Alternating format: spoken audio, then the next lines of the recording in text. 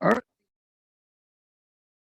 Good evening. This is the Mount Lebanon Zoning Hearing Board. Today is January 26, 2023. This is the time and place for appeal number 1848 by Beverly Heights Presbyterian Church for the address at 1207 Washington Road, Pittsburgh, Pennsylvania 15228, requesting a front yard use area variance. We have in our possession the cover sheet for this matter, the copy of the zoning, the variance request, the copy of the advertisements in the Pittsburgh Post-Gazette that were posted, copy of the zoning hearing notice for the property owners in the surrounding area, 4 color photographs of the property, several letters from emails from neighbors that we will review at that time. And I will say in the zoning hearing application, there are some attachments, one of which I want to call attention is Exhibit 1, which is a survey of the area. The survey is dated November 19, 2021 from NJ Barton LLC. So that is for the first matter. At this time, we will go ahead and swear in anybody who is going to be speaking on that matter, and we will extend that to anyone who will be speaking on any other matters tonight. So if you could stand and please hold up your hand.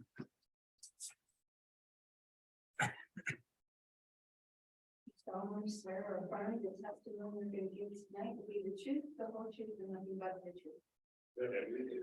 All right, thank you, everyone. All right, so for matter 1848, we will allow Beverly Heights Presbyterian Church to present their case.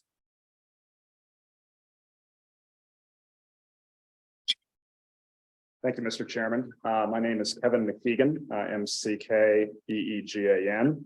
I'm with the law firm of Meyer, Unkovic and Scott, and we are counsel to Beverly Heights Presbyterian Church for this matter. I have a package of exhibits for each of the board members and Mr. Sarver. I've already given a packet to the court reporter, so may I present these? Yes. Thank you. Now, is this similar to the packet that we were already provided? Some of them are duplicative, others are new, and we're going to go through them in order during the presentation. Thank you. Thank you. So,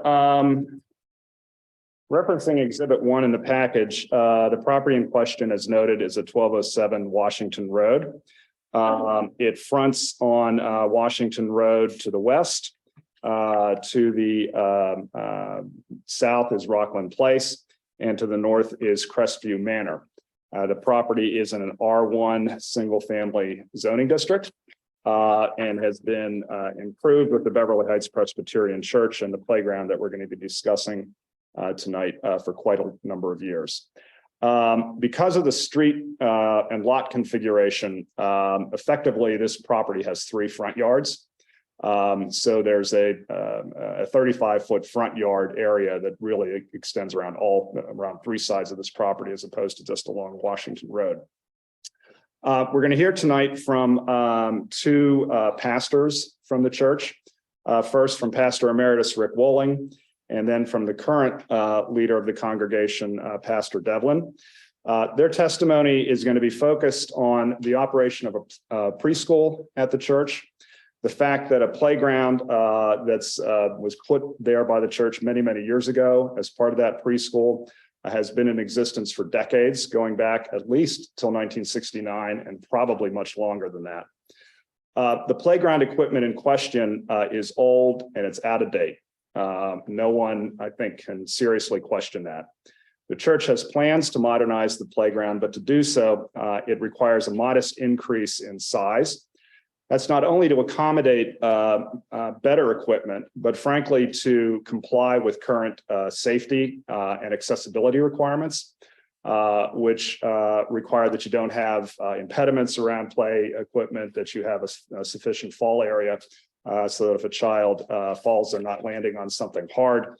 And those requirements and the plans for the new playground are going to be discussed by the project's landscape architect, Joe Hackett. It's important here too, that the board recognize that this is not a playground that's used exclusively by the preschool or by children after Sunday services. This is a playground that the church has long made open to the community, to neighbors and the residents. So improving the playground won't just benefit the kids of the church. It's really going to be a benefit to the entire neighborhood and to residents of Mount Lebanon generally. As noted in the advertisements, we are requesting two what amount to dimensional or area variances. First, for the expansion of the pre-existing non-conforming use, the playground itself. And second, for the location of the fence and the play equipment in the front yard. As I indicated, the code creates a requirement for a 35-foot deep clear area. That's per the current code. The existing fence and playground, which have been there for many decades, are therefore non-conforming. The proposal with respect to the play area is to expand it slightly towards Rockland Place and to move the fence, which after it's moved will be in the same height and condition as it is now, to within about 5 feet of the Rockland property line. So with that by way of introduction, I'd like to ask Reverend Wolling to come up and join me at the podium. Can you state your name and spell it for the reporter, please? Yeah, Richard Wolling, Wolling. So Reverend Wolling, could you give your current address, please, just for the record? Yeah, 224 Paris Colliers Road in Burgettstown. PA 15021. And would you describe your role with the church, a little bit of your personal history, when you started, Sure. what you're doing now? Yeah, I'm currently the pastor emeritus at Beverly Heights. I've been in that position for 4 years. Prior to that, I was the senior pastor at Beverly Heights for 33 years. So I came to Pittsburgh from Oklahoma in 1985 and conducted ministry until 2018 and then retired, but I continue with ministry through the church. Okay. Now, when you arrived at the church in 1985, was there a preschool there? Yes, there was. Do you know how long the preschool had been in existence at the church? My impression then was that it had been founded and was operating from the 1950s, but I don't know the specific date. Okay. And when you arrived at the church in 1985, was there a playground there? There was a playground there. Was that playground then in approximately the same location and condition as it is now? Same location, not the same condition. Okay, all right, we'll get into that in a minute. Was the playground at that time surrounded by a fence? Yes, To it your was. knowledge? Mhm, Okay, yeah. all right. So I'm going to ask you to look at what we've marked as Exhibit 2. Could you just, before we get into the specifics of this, could you just tell the board what this Exhibit 2 is? This is there are a couple of pages from a celebration of the 75th anniversary of the Beverly Heights Church. Okay, so this was a booklet or book that Yes. the church put together to celebrate its 75th Right, there were anniversary. probably 30 pages to it. Okay, something like that. so if we turn to the second page of this exhibit, there's a photograph in the lower right-hand corner. What does that photograph depict? That depicts a ministry at that time of an open air worship service that took place in the parking lot. People would set up folding chairs, bring lawn chairs and their cars. And that was a ministry that took place on Sunday evenings in the summer. Okay, and the photograph indicates that was taking place in 1969. That's right. Mhm. And in the background of that photograph, what's depicted there or what's shown there? Well, there's a hedge that's running along the fence of the playground. And then you can see in about the first third of the photograph from the left, you can see the swing set that was there. And then to the right, you can see the slide that was there. Okay, so in other words, this is some evidence that at least as far as 1969, there was a playground Oh, yeah, there sure. with a fence and Yeah. swing. Okay. Yeah. All right, now, I'm also going to ask you to take a look at, and for the board to take a look at what we've marked as Exhibit 3. Could you describe to the board what Exhibit 3 consists of?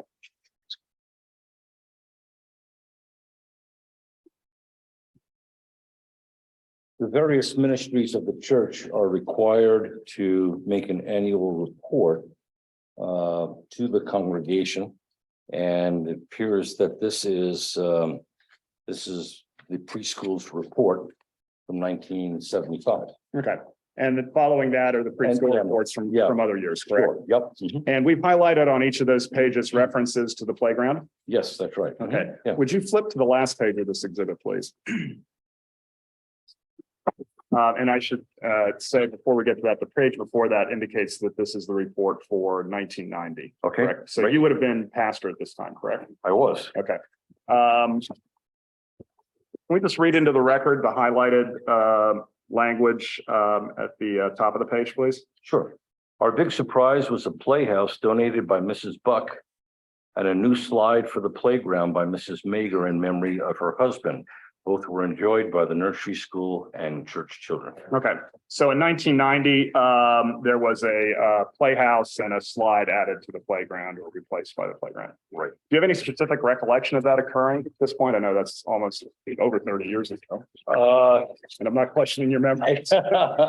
I do remember the donation of the playhouse. And I do remember that a donation was made in memory of John Mager, who was a member of the congregation. Okay. Yeah. So this is kind of an open-ended question, but could you describe the importance of the playground to the church and the preschool? Is this, in your opinion, considered part of the church's ministry? Oh, sure. I think that the ministry of the preschool follows the outline of the development of the life of Jesus himself, who the scripture says he grew in knowledge and in stature and in favor with God and man. And so I think that the playground contributes to each one of those kinds of things in the life of the children. It gives them an opportunity to grow in physical stature. It's a place whereby the children learn to play, together. So it's vital, I think, it's at the heart of the ministry of the preschool that they have a place to play. Okay, so in addition to servicing the church and its ministry, do you have any impressions as to how the playground is used by the community, by the neighborhood in general? Yeah, sure. The membership of Beverly Heights comes from quite a number of communities as far south as Cannonsburg and from Scott, Mount Lebanon, Upper St. Clair, Peters. So people in the ministry, members of the church, they drive to the church and then they leave. While they're there, the children of the church use the playground extensively. Every summer, when the weather permits, we have coffees out there after the worship service. The children play, the parents drink coffee, that kind of thing. But if the children of our congregation were to use the playground to play in during the week, their parents would have to drive them there, and some of them do because of the safety associated with it and the familiarity that the kids have. But during the week, the primary use, I would say, that is not church related are the people in the community. And so quite often you can go outside, every day you can go outside, and there might be a whole line of strollers that are out there. And the people in the community just walk up with their kids, they go in. There are benches there that were built. In fact, I built them with our youth group many years ago, where people can sit and play. And in fact, it's a pretty robust use of that place, because my office was right up above it, 2 stories above, and every once in a while I just have to kind of close the windows because they were just having such a great time there. I would say that during the week, though it is used by the ministry, admittedly, there's quite a bit of use from the neighborhood Okay. families. Yeah. So let's go back to the playground equipment then. Mhm. So you're a pastor until 2018. Do you Right. recall any upgrades to the playground equipment after 1990? Was there anything done this century, for example? After 1990. No, I don't think so. Okay. No. Okay, all right. Now, we're gonna have some pictures of this later, but there are some significant trees in and around this playground area, correct? Right. Mhm. Can you talk about the importance of those trees to the church? Or any of them of particular value? Well, yeah, we have there are quite a few trees on the church property. And from time to time, we've had arborists come in and do trimming and that kind of thing. At one point in time, I remember standing outside with a member of the congregation who was interested in a larger playground. And they said, you know, why don't we just chop that tree down? And I was kind of horrified by that. The trunk on the tree is probably like this. And an arborist had told me that was the best specimen of that particular type of tree in all of Western Pennsylvania. So that there was a desire to protect that tree there. Okay, and that's still, as far as you know, a desire of the church to preserve the Oh, trees? sure, no question. Yeah. Okay, all right. So my last series of questions, Reverend Wooling, do you still worship at the church? I do. Okay. Can you, and you have to drive in from a little bit of a distance away, correct? From You don't- Weirton, essentially. Yeah. Okay, all right. So when you drive in for Sunday or other services, can you talk about your experiences with parking there? Well, yeah, we have 2 services, one that begins at 8:30, one that begins at 11. My wife and I come to the 11 o'clock service, we sing in the choir, so we arrive at around 10:15, 10:30, something like that. Quite often, it's difficult to find a place to park. Parking has always sort of been an issue, but in really the last 10 or 15 years, the church has grown and it is growing now, and with more people come more vehicles. And so it's difficult to find a place to park. And so there's quite a bit of parking that takes place on Crestview and it's Crestview, right? Yeah, Crestview. And Rockland. is the Rockland district. is the other one, yeah. Probably 4 or 5 houses into those 2 roads from Washington Road. And so there's been discussion in years past about expansion of the playground, expansion of the church building itself. And one of the concerns has always been, well, the only place you have to expand is into the parking lot. And we expand into the parking lot, then we lose parking and that exacerbates the problem that we already have. Okay, very good. All right, I have no other questions for Reverend Wooling, so I'll just ask if the board has anything for him at this time. I think there were some questions as to the fence. I don't know if the architect will get into that later. The architect will get into that later. Okay. yes. I don't think I have any questions for the Reverend right now. Okay, Thank you. great. Thank you. There are no questions at this time. Thanks. Thank you. So Reverend Devlin, you would come up, please. So again, for the court reporter, would you please state your name and spell the last name too, please? It's Nathaniel Devlin. Nathaniel's Nathanaael. Devlin, Devlin. Okay, and could you, for the record, just give your address and your position with the church? I live at 137 Sunridge Drive in Mount Lebanon, 15234. And I'm the senior pastor at Beverly Heights Presbyterian Church. And how long have you been senior pastor? 4 years. 4 years. And did you have any roles with the church before then? Yes, I was an intern and then an assistant pastor, then the associate pastor, and now the senior pastor.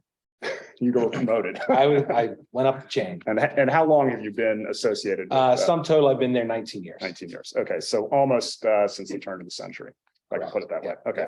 2004, All right. February. So Reverend Devlin, the church does operate a preschool, Yep. and Reverend Wooling has testified that it's been there for quite some time. How many children approximately are currently enrolled at the preschool? Between 80 and 90 kids. Okay. With the preschool and church services and everything else that's going on, is the playground becoming more problematic to the church? Well, it's problematic in that it's getting dated and the equipment is getting older and retaining walls are starting to deteriorate.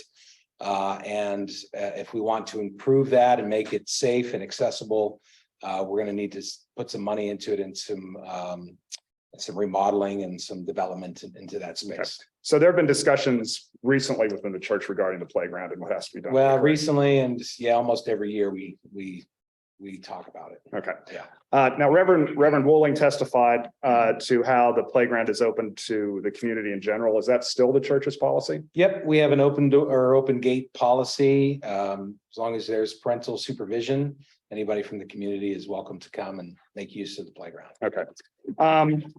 So let me ask you this. Have you, or I shouldn't say you, has the church engaged in any outreach to the neighborhood regarding plans for the playground? Yeah, we've communicated to the best that we can with the surrounding community. We sent a mailer to residents within around a 200-yard radius of the church. We placed a sign on the current fence at the entrance to the playground to inform folks who were coming in to know that we were thinking about this. And we had information on our website. Okay. So Exhibit 4 from the package, what is that a copy of? That's a copy of the mailer, the postcard mailer that we sent to our neighbors. Okay. And did the church also conduct an open house for people to come in and? Yeah, we did. We, in the mailer, we announced that there'd be an open house that we were to hold, I think, late December, for anybody to come in and ask questions and for us to discuss the plans. Okay. Did you hear any negative Sorry, feedback? can you, I'm sorry. what year? It was December, so just a month and a half ago, December 22. Very good. I'm sorry if that wasn't clear. I apologize. Go ahead. Did you get any negative feedback on the No. proposals? Okay. I'm showing you what we've marked as exhibits 5 and 6.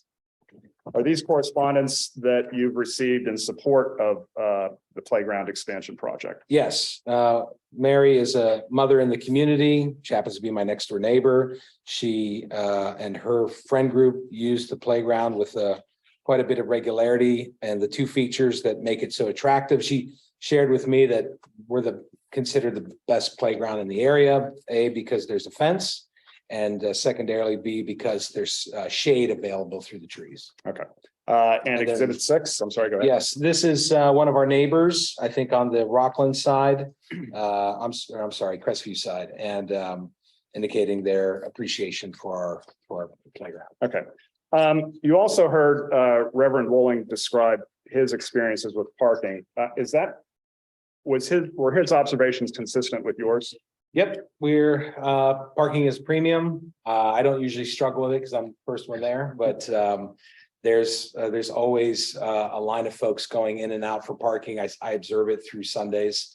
There's folks who have been parking on the street when we have overflow, but I would say that we're at max capacity on parking. So in other words, in terms of talking about expanding the playground, the parking lot is practically not an option. It would just be deleterious to the ministry in terms of serving our congregation, allowing them to come to services. And might it have a greater impact on the neighborhood in terms of cars having to find other places to park? Probably would, yeah. Okay, all right. I have no other questions for Reverend Devlin, and we can get to the architect and the plans, unless the board has questions at this point. Yeah, I would ask a question about the daycare if, if this wasn't approved and had to maintain. Obviously the playground's equipment is not in great condition. What are the alternatives and what impact would that have on the daycare service you provide? And then also, Yeah. additionally, the next step of that, how would that impact the operations of the church as a whole? Yeah, it's a great question. Thank you for asking that. The playground is crucial to the ministry of the preschool. It's part of the learning objectives that are, as long as the weather's good, it's part of the learning objectives for our program. And so there is always great attention given as we monitor the state of the equipment. We want to have safe equipment. We want to have functional equipment in a space. The playground makes our program attractive to the community and to those who would participate in our program. So if we didn't have a playground or access to a playground in the back yard essentially, or the side yard of the church, there would be a significant diminishment in the quality of our program. And so I think there is great interest in trying to maintain that quality. And to maintain the quality of the program, we want to maintain the quality of the site. Is that helpful? Yeah, absolutely. Thank you. I have no other questions unless. No questions. Okay, Thank you, gentlemen. thank you. Joe, and maybe we could, before we get started, move the tripod or easel rather. Yeah. Mhm. So the exhibits Mr. Hackett is going to discuss are in your package, but we have full-size boards here as well.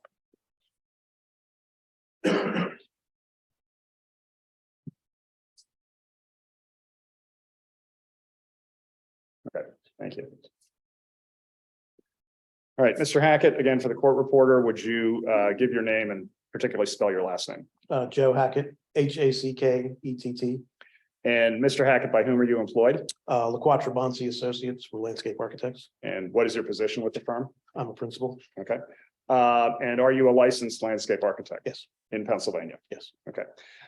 Have you been involved in the design of playgrounds? Could you talk a little bit about your experience with designing playgrounds? Yes, for the last 33 years, we've designed multiple playgrounds each year, so probably 100 playgrounds in my career. Okay, so this is not unfamiliar to you? No, not at all. All right. And have you been involved with Beverly Heights Presbyterian Church's plans for this playground? Yes, last year they had retained my firm to come up with the preliminary plans that you'll see in a few minutes. Okay, so when you're designing a playground to current standards, what sort of factors do you have to keep in mind? What's impactful in terms of laying out a playground? The first most important thing is the space around the equipment. I think you mentioned this before, that there's the equipment, but then there's a fall zone adjacent to it. Typically, it's about 6 feet on all sides, where you could have nothing vertical or nothing that a child could fall and bump into. So that could be a fence, that could be a wall, that could be anything. So as the equipment's changed over the last few decades, that fall zone has gotten greater and greater and greater. We also think about accessibility. We also think about cost, and we think about how it fits into the land and, what the objectives of our clients are. And when you mentioned accessibility, do you need to take into account the Americans with Disabilities Act requirements for playgrounds? Yes, and also with sort of general product safety that comes with the manufacturer's equipment. Okay, and those product safety requirements, does the Consumer Product Safety Commission have anything to say about that? Yeah, they dictate what the actual standards are. for the Okay. equipment. Does the current playground meet any of those standards? To my knowledge, no. Okay, all right, so I'm going to ask, we don't have this up on the board, but I'm going to ask the members of the zoning board to take a look at Exhibit 7. And this is, the chair had referred to it earlier, this is a plan of the playground that was prepared by a professional land surveyor a couple of years ago. And there's just a few details on this plan I'd like to focus on for a minute. So Joe, on the as you're looking at it on the right-hand side of the page, there's depicted what's referred to as a slide. Is that your typical slide that 3 and 4 or 5-year-olds would use while they're playing? Yes, it's a metal slide. Yes. Okay. And what's running underneath that slide? Retaining wall. Is that retaining wall something that's permitted under current standards? No, if you fell off the slide, you would land on the retaining wall. So the wall shouldn't be there. And what's the wall made of, if you know? It's a concrete block. It's a concrete block wall. Okay. In the center of this survey plan is something that's labeled playset. Can you describe what's underneath that playset? There's another retaining wall underneath that playset. Okay, same issue there as Same respect to issue. the side. Okay, and lastly, towards the bottom, towards the Rockland Place side of the drawing, there's a line with some circles in it. What does that depict? That is the current fence. Okay, and how far is that fence, if you know, at its nearest point from Rockland Place now? The nearest point is 7 feet from that fence post to the right of way of Rockland Place. Okay, so the fence kind of has an angle in it. You're talking about where that Right, angle. it kind of comes to a point, and that point is the closest piece, and it's 7 feet away. Okay. Now, the next thing we're going to look at is Exhibit 8, which I think is the one. Yep, that's it. Okay. So Exhibit 8, as reproduced for the board, has kind of a yellow band running around it. It's a light green band as shown on the presentation board that's depicted here. What does that yellow band depict? That is approximately the 35-foot front yard setback. Okay, so you can see within that 35-foot setback, the fence, which you've highlighted in red on the presentation board, and some of the playground equipment that's already there, correct? Correct. Okay. On this plan, which is labeled tree canopy plan, there's actually five big green circles. What do they depict? Those are the canopy of the existing trees. And why is it important to know what the canopy of the trees is? What does that tell you as a landscape architect? Generally, the root system is equal to the canopy. So Okay. if you have a 30-foot diameter canopy, you have a 30-foot diameter root system. So if you're the church and you're interested in preserving these trees, what do you have to do? Preserve the root system. So stay away from excavating or digging around the roots. Okay, all right. So now we have next a series of photographs. Some of these are, we've got one board towards the end, but others of them are in the board's package. The first one on Exhibit 9, which is a compilation of these photographs. What is that a view of? That is a view if you're standing on Washington Road and looking at the intersection with Rockland Place, looking back into the church property. Okay, so the playground is in the right-hand center side of this photograph, Correct. okay? Does that photograph show the fence and the trees in Yes, it does. question? Yes, it Okay, does. all right. Then we have, and I'll go through these quickly, we have a photograph looking back up Rockland towards Washington Road. Again, you can see the fence and the trees and the parking lot is adjacent there. We have another view looking down Rockland. What's on the opposite side of the street from this property? If you know, A fence and a wall fence and a wall on a neighboring property. on the neighbor's property. Okay, and does it appear from this photograph that that wall is within 35 feet of Rockland Place? It does. Okay, thank you. Now we have a couple pictures of the couple close-ups of the trees. If you know, are any of these trees the specimen tree that Reverend Roller mentioned? This first one, no, the second one is American Beach. And that's the one with the trunk that's probably 4 or 5 feet around. Okay, and would you classify that as a specimen type tree? I've correct? never seen anything that beautiful. Yeah. Okay, all right. Another photograph closer up of the playground. And then lastly, and this is on the presentation board, we have some thumbnail photographs of the current equipment. Could you just walk the board quickly through what these show and the issues that these present? So these were photographs that me and my staff took in advance of presenting some ideas to the church. So they represent different conditions, things that we saw that needed to be repaired or needed to be addressed. For example, the center upper picture with the red slide shows that retaining wall running underneath it. That does not meet current safety standards. Same with the lower left, that's the play set that we mentioned before with the retaining wall running underneath it. Then some other conditions of other pieces of the playground that we thought we should bring up to the church committee. And those steps there, those are not accessible under ADA standards, correct? No. Okay. All right. So have you prepared a plan for modernizing and renovating the playground? Yes, we have. Okay, and we're going to turn for a minute to Exhibit 10. And could you describe for the board what this exhibit depicts? This was a little diagram to explain how the new playground would lay out and some of the sort of critical features. Numbers 1 and 2 are 2 different areas. 1 being for the smallest children, 2 being for the older children. So different scale, different size equipment in each zone. The red arrows indicate how you move and how you walk around. So most folks come from the parking lot and they have to walk past the playground to get up to the front doors of the church. Or they enter where all those sort of 4 red arrows are. They enter into the corner of the building there. There's also other doors along this side of the church. So that on the board, you can see the sort of red arrow running sort of left and right. There's a lot of volume of pedestrian traffic that needs to be maintained walking through there. But that's also the sort of edge of the playground. That green zone at the bottom is where hopefully we thought we could expand the playground out. If we could push the fence closer to Rockland Place, we could gain that green area back toward areas 1 and 2. And what about the red arrow running vertically up and down the drawing in the middle of it? What does that show? That shows an access point from the sidewalk along Rockland Place. The only way to get to the playground now is up or down a series of stairs. So there is no way how folks get the strollers up there is dragging them up backwards, I'm sure.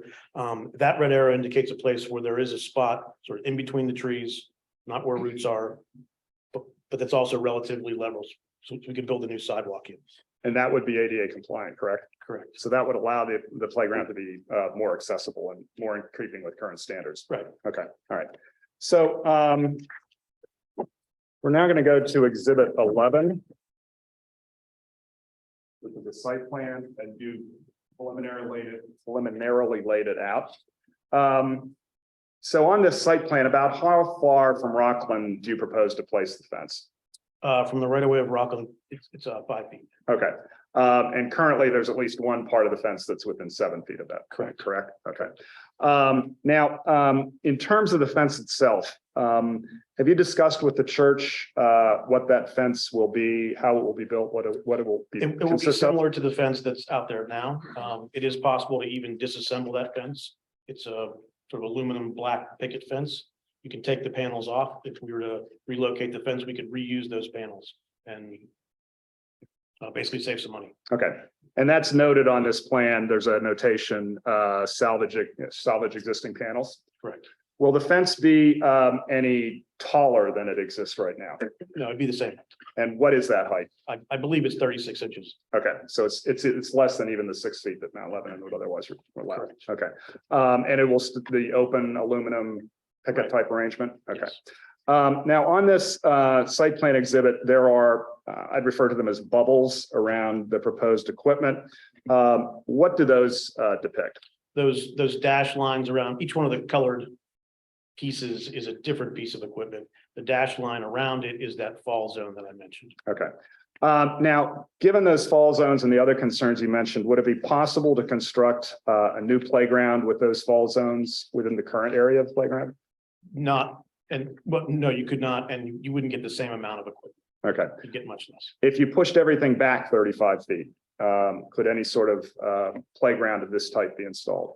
You'd lose 50% of the area, so no, it wouldn't be nearly as useful as it is today. Okay. Now, in terms of the equipment that's proposed to be used, we do have some photographs here. These are these exactly what the church intends to install, or are these more demonstrative of what might be installed? This is just representative. I mean, it's a little more representative than representative. I mean, what's shown on the plan is this equipment. But there may be some changes, there may be some slight adjustments or colors or different parts and pieces that could be added to these. Okay. And is this new equipment, it is designed to contemporary standards in terms of safety and accessibility, correct? Okay. All right. And lastly, you've heard the pastors discuss their concerns regarding parking. Aside from the number of parking spaces that might be lost, what other issues might there be if by chance you tried to put a playground into the parking area? Just the access to it. If it was surrounded by parking, it would not be adjacent to the school. So as the children come out, right now they can walk directly into the playground, which is, there's almost no safety concern at all. Okay. If it was moved farther away, I think it'd be difficult to access. Would you lose the benefit of the trees? You would also lose the trees. And you'd have to incur the cost to remove the paving and grading and that as well, correct? Correct. Okay, thank you. I have no other questions for Mr. Hackett, so I'll ask if the board has any. Yeah, I don't have any questions. Mr. Roth. Yeah, so the. The proposed plan would be to eliminate the retaining walls that are currently through the playground. Right. What would the plans be with to, I guess, keep the proposed playground surface level? And would you require new retaining walls? How do you manage grade So in the new plan? that's a good question. So currently there is a retaining wall on the eastern side of the playground, on the parking lot side. We'd actually take that wall and move it out closer to the parking. To gain some level space into the playground. We could then taper some of the grade throughout the playground. Because we're raising up that side. We're not cutting into the roots, we're raising up on that side. And then there'd be a slight grade difference between that area 1 and area 2. So there's a fence that separates the littlest kids from the older kids. So we could use that to take up a little bit of grade as well. Then would a retaining wall be required along the fence that borders Rockland Road? No. We would follow that grade. No additional questions. You had mentioned about the possibility of reusing the existing playground space. You said you would get much less. Can you elaborate what you mean by that? I don't know if I understand the question, sorry. When we were talking about putting the new equipment in the existing area, and you had said that you would get less use for it. I mean, I wrote down you could get much less. I'm not exactly sure what the question was. I'm sorry. But then you had also said if you pushed it back to 35 feet, that it would not be nearly as useful as it is today. But we're not requiring the 35 feet because you are in the existing footprint of the playground. So there's no question about, yes, you have to push it back. We're talking about the existing footprint of the playground. So my question is, in the existing footprint of the playground, what can you do? Meet all your goals, and why is that not sufficient? Why are you having to push it when you already are over the 30-foot line? But what can't you do in the existing footprint that you would require variance to do? So right now, there's 2 problems with the playground. One is the retaining walls that run through it. And the other is the fact that much of the equipment is too close together. So if we were to, even if we were to buy if we could find the exact same piece of equipment, we would need to put another piece further away than where they're located now. So if there's, and I don't know the exact number, say there's 5 pieces of equipment in the playground now, we would only get 4 when we're done. Because we need more of that clearance around the playgrounds, each piece of playground equipment. In other words, it's the fall zone that's creating. It's the fall zone that's driving it, and the taller the equipment, the more fall zone there is. So at the end of a slide, it's not 6 feet of clearance. You actually need 8 or 10 feet of clearance. If you have a swing set, it's not 6 feet of clearance. It's actually 12 feet in the front and 12 feet in the back because the swing does this. So a swing set, which only has 2 swings, say, occupies 24 feet of space. It's a huge occupier of ground. So trying to pick equipment that fits the age group, that also is compact and useful, that's why the plan looks the way it does. But I would think if we were to leave the exact fence line where it is, then we'd have to leave the retaining walls where they are. We'd have to leave everything alone. We'd get much less equipment if we just replaced it within the current footprint. So you would be able to have equipment in the current footprint. It would just be less than you would desire. It'd be much less than what's out there currently, yes. Okay. All right, very good. I have no further questions at this time. So we have one other witness who I'm just going to call up and ask to be sworn in and give a statement, please. Were you solemnly, yeah, No, I was not. Oh. I wasn't here, sorry. you solemnly swear or affirm the testimony about to give will be the truth, the whole truth, or nothing but the truth? So could you give your name for the court reporter and spell it, please? My name is Nicole Amick, Nicole. Amick is Amick. And I live on Rock Haven Lane in Mount Lebanon, right down the street from where the playground is located. Okay. And Nicole, would you just describe for the board and the reporter your experiences with the playground? Sure. So as I said, I live down the street. I have two little boys. We moved in right before the pandemic started, so we spent a lot of time outside. I know this playground probably just as well as the pastors do. I'm one of the strollers that's always out there, so we go there all the time. We like it for a lot of reasons, but the fact that when we first went, there's a sign welcoming the community, you don't have to be a member of the church. That was really great, and we've met a lot of neighbors there that aren't members of the church. I'm not a member of the church. We can also go there when it's raining because the trees that we've been talking about so much do shade literally the entire playground, so you actually don't get rained on. So there's a lot of benefits of the playground in the community, and we use it a lot. Thank you. I really didn't have any questions for Nicole, but if the board has anything. Thank you. Now I did prepare, if the board is interested in it, proposed findings and conclusions of law. The only thing I'll say with regard to the legal standards here is that two points. First of all, we are requesting what amount to area variances. And as the board is aware, the standard and burden of proof for area or dimensional variances is a little bit less than for a use variance. You're entitled to take into account a number of factors, some of which we've talked about today, the trees, the impact on the church from the parking lot, that needs to remain in effect. The other legal point I'd make is that this is a non-conforming situation. And Pennsylvania law does allow non-conforming uses to expand to take account of modern conditions and modern equipment. Most of those cases, I'll admit, arise in a business or commercial setting, but I think the same sort of principles apply here. We have an existing non-conformity. We have equipment that is seriously out of date and is unsafe.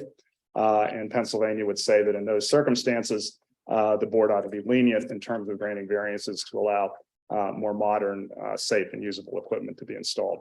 So I'm happy to give those to the board if they would like them. And other than that, I have nothing further to say at this point.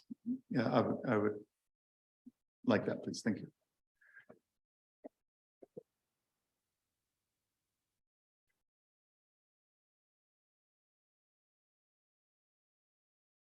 So we have one member of the board. Mr. McDonough, do you have questions? I don't have any questions about that. And Mr. Roth, do you have questions? No questions at this time.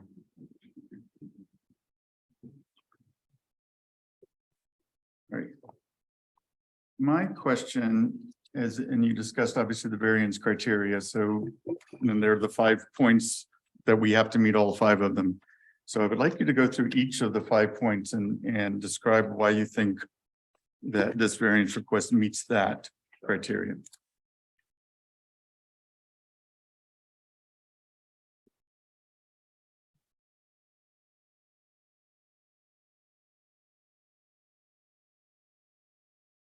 All right, so the first is unique physical circumstances or conditions where the property is located.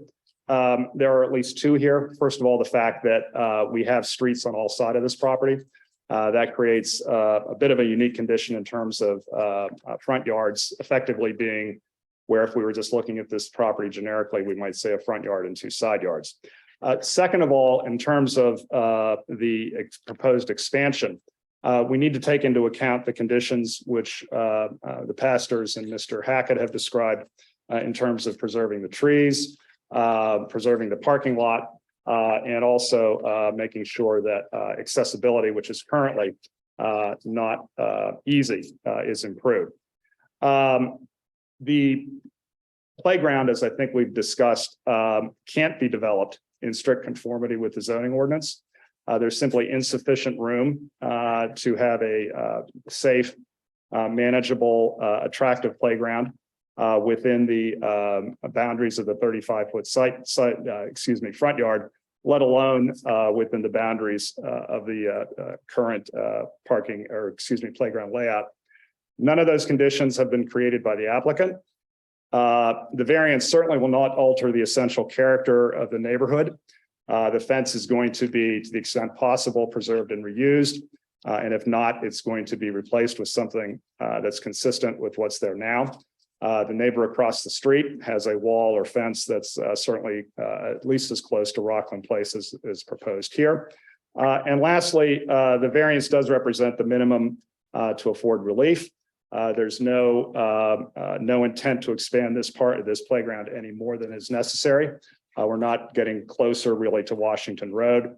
It's just a movement towards Rockland, the minimum amount possible to install the modern equipment. So I hope that answers your question, Mr. Clark. Yeah, on point two,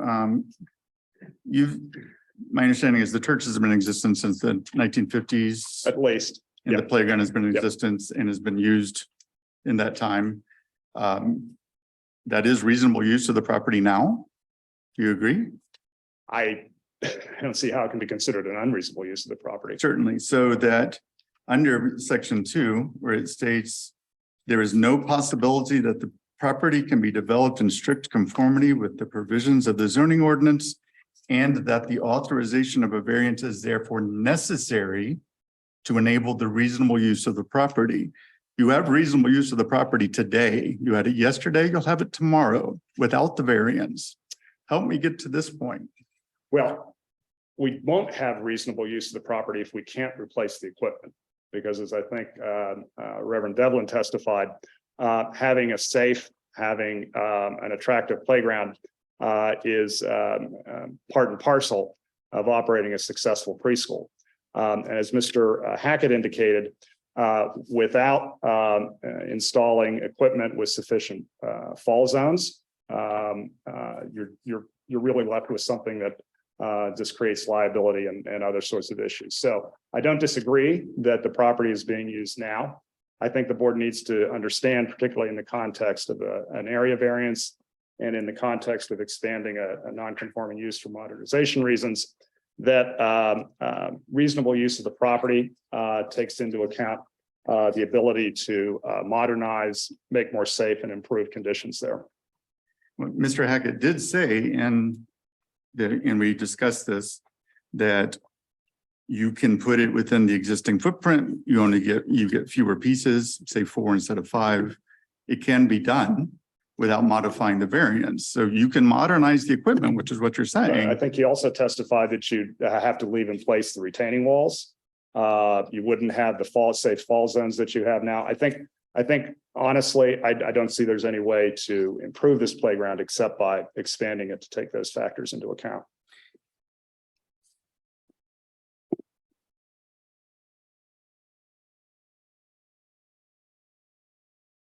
So the only way to have reasonable use of the property is to expand the playground. The only way to have a reasonable, currently safe playground that meets ADA, consumer product safety and other requirements is to slightly expand it as we've proposed to allow for the installation of equipment that's newer and safer. Yes.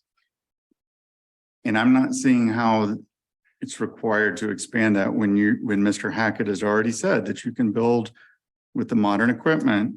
You can put, say, 4 pieces instead of 5. And we said it would be less than desired, but we're talking about required for reasonable use of the property. And we have reasonable use of the property today. So a variance saying that we have to have it, therefore necessary to enable. You already have reasonable use today. So I don't see how you have to have a variance that is necessary to enable the use of the property. It's necessary to enable the modernization of the property, which is part and parcel of what goes on when you're talking about improving a non-conforming condition. So say there was no playground whatsoever. Could you have reasonable use of the property? If there was no playground there right now, we would have to comply with the 35-foot setback. I don't know what I That don't know. notwithstanding, can you use the property if there was no playground? Can it be used as a church? The church use can continue. Yes, I think there's questions about the preschool use. So you have reasonable use of the property, whether you have a playground or not. Look, I'm not going to say no to that question. Of course, you have the use of the property, whether you have a playground or not. But the playground has been there for at least 60, if not 70 years. It's a legitimate use of the property. It's a benefit to the ministry of the church, as has been testified.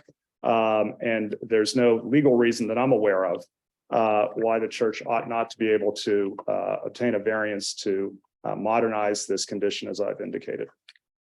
Thank you. Did my questions raise any questions for you, Mr. McDonough? Mr. Roth? No additional questions. And I have no additional questions. Thank you. So at this time, we will ask Mr. Sarver to present the position of the municipality.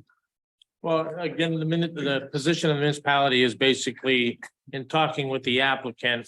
It was discussed about what variance or what permitting would be required for the proposed expansion of the existing playground. So in submitting the application and having discussions with them, the sections are noted in the advertisement as far as it's an expansion of a non-conforming use within the front yard. And the fact that the section of the ordinance 803.1 basically says that no accessory uses or structures shall be erected in the front yard. Also, the fencing, there is a fence section 808.3.1 that states, unless otherwise stated, no fence shall be allowed in the front yard. And then lastly, 902.4.2 talks about the need for a variance to be applied for and sought for the expansion of a non-conforming use. So hence, they applied for a variance and presented it tonight at the hearing.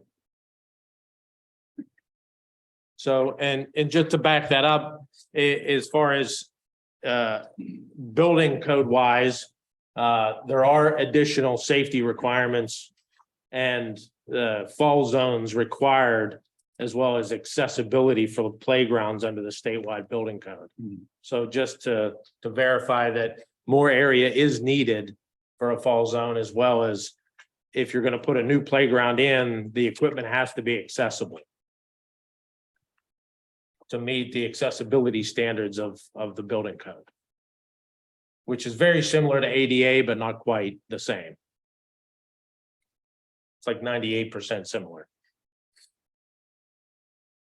which includes access as well to the playground.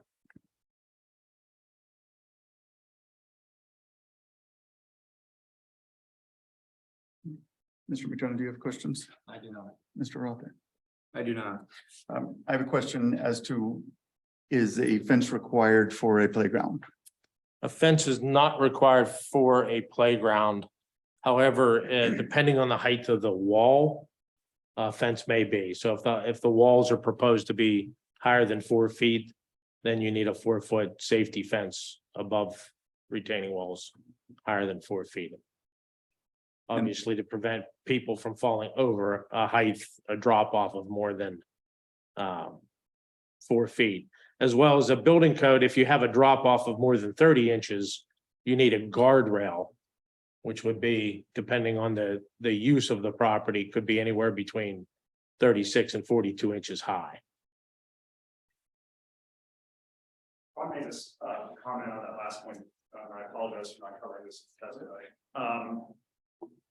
There are no walls here where a fence would have to be installed on top as proposed.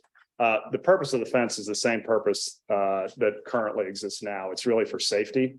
It's intended to keep children from running into places where they shouldn't run into. Thank you. Any other further questions? Any further questions? If, would the playground equipment by code be allowed to further encroach into the setback without the fence? As the accessory use, no. So in other words, the non-conforming area that is laid out on the survey, which would be the fenced in playground, that's the non-conforming use area, basically, including the fence.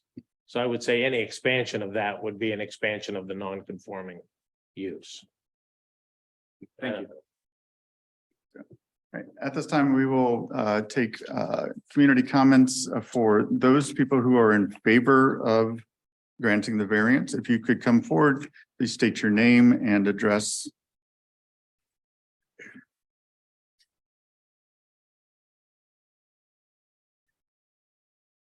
Hello. My name is Galen Melton, Gaylon Melton. And I live at 28 Rockland Place. I'm also an architect. I've done a lot of master planning, and I've actually worked on children's play areas in my career. So I'm not unfamiliar with all the circumstances that they've described. I'm also a homeowner. I also live across the street, and I am their neighbor. So I'm looking at it from both perspectives, from my professional experience and also my personal experience. And one of the main reasons I bought a house in Mount Lebanon was because I wanted the quality and character of a historic district.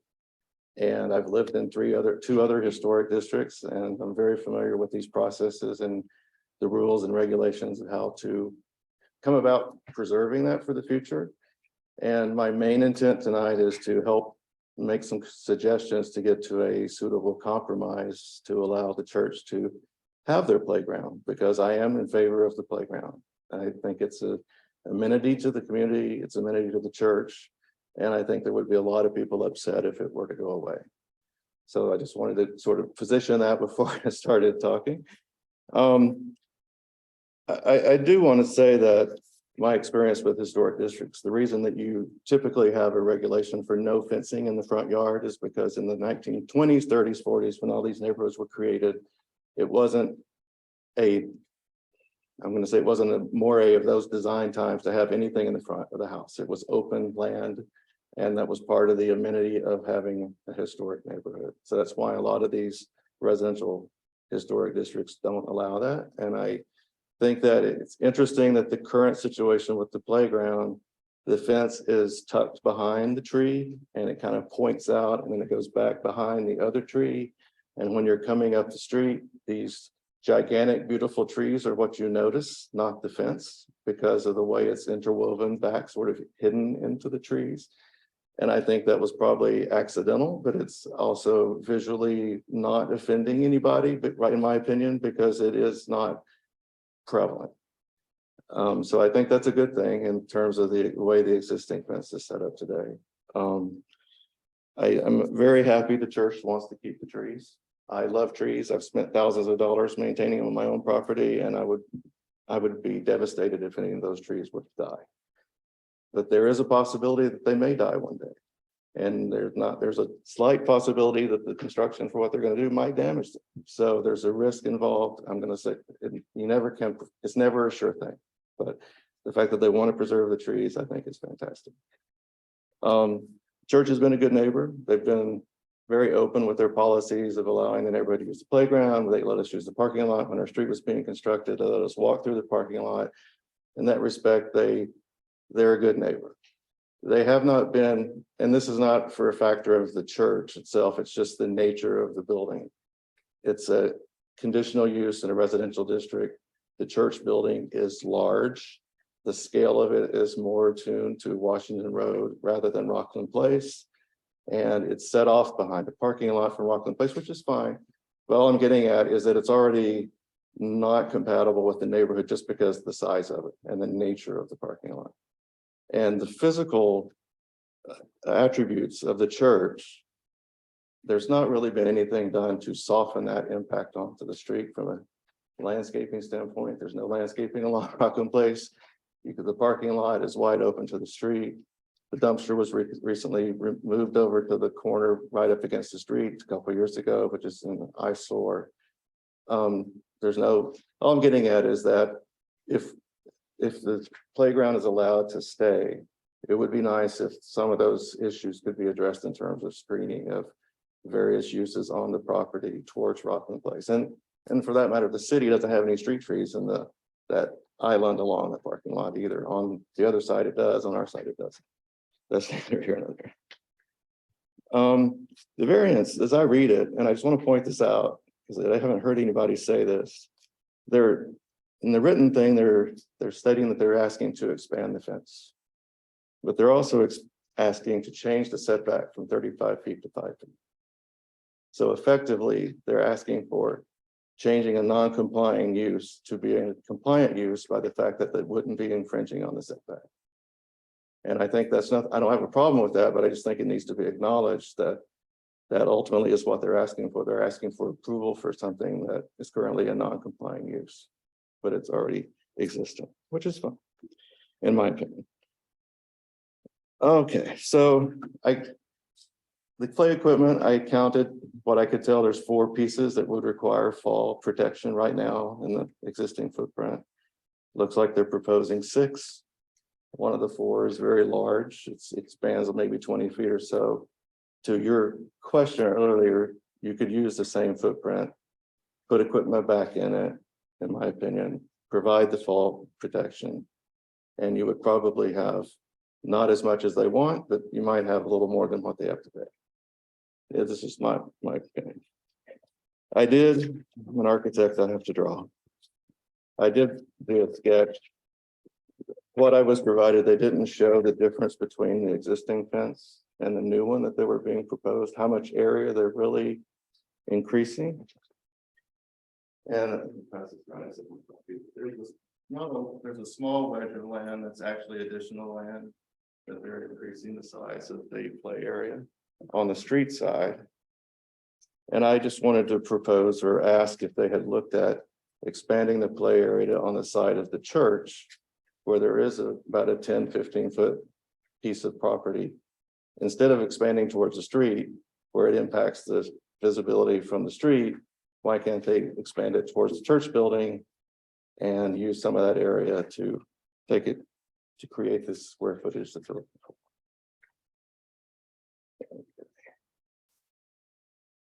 I disagree with several of the comments in the justification letter. I don't want to be argumentative, so I don't want to go through them, but I've worked with a lot of attorneys. I know this, they get paid to substantiate why they wrote things, but I disagree. I'll leave it at that.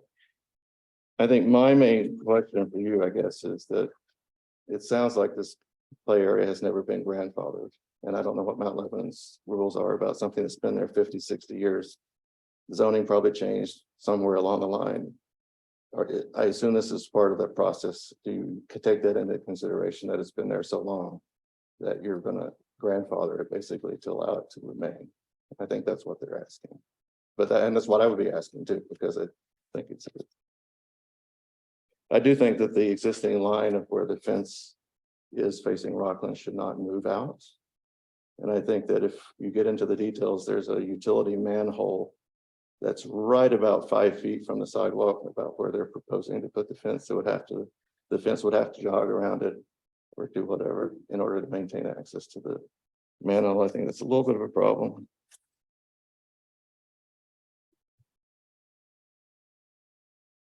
And the other thing I was going to say is I think the churches, at least I looked on their website, their goal is a $350,000 fundraising effort to pay for the play area.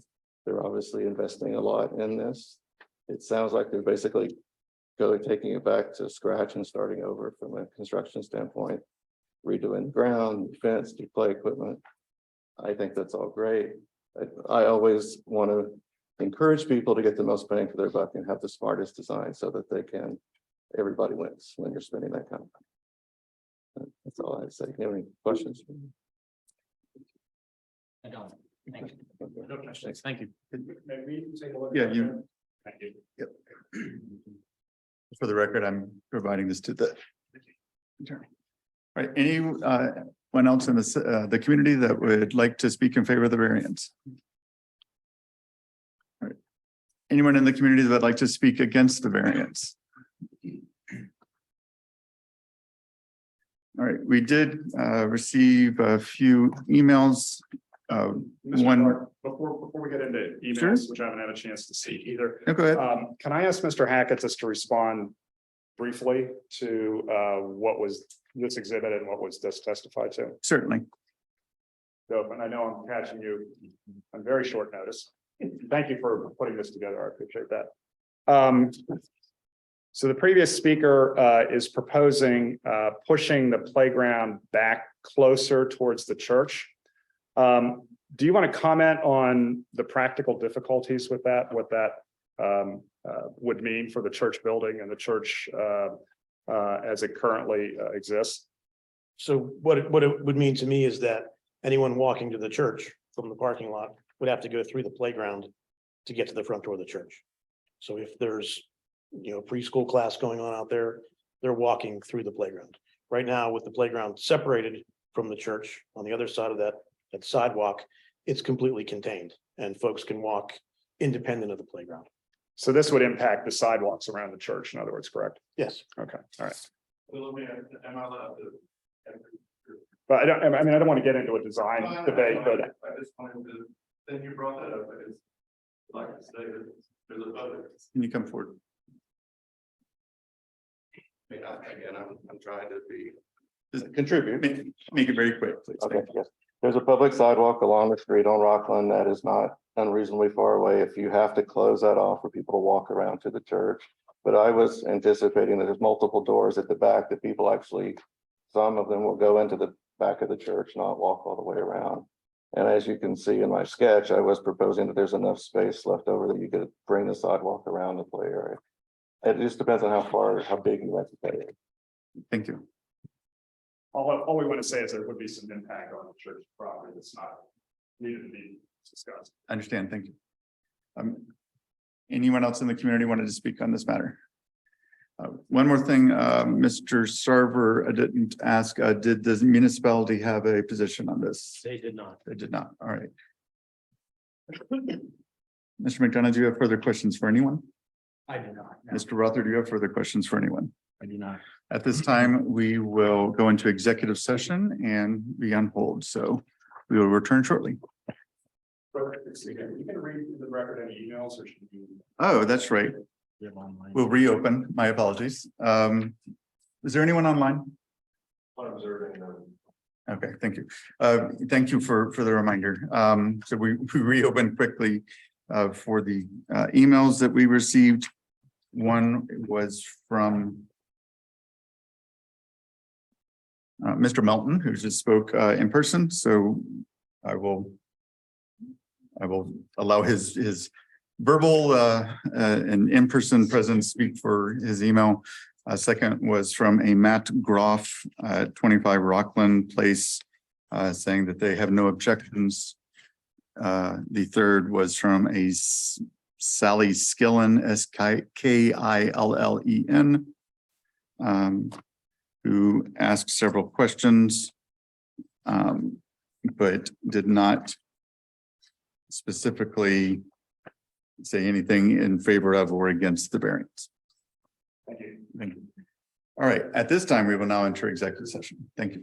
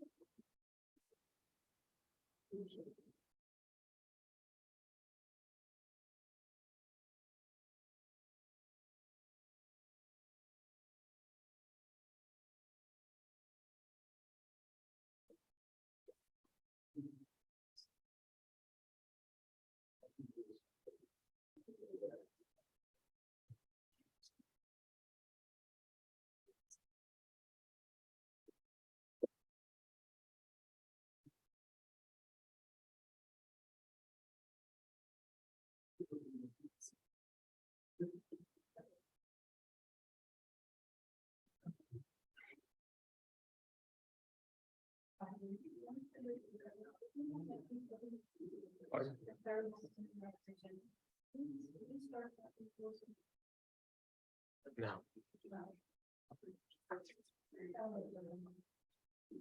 I think they applied for one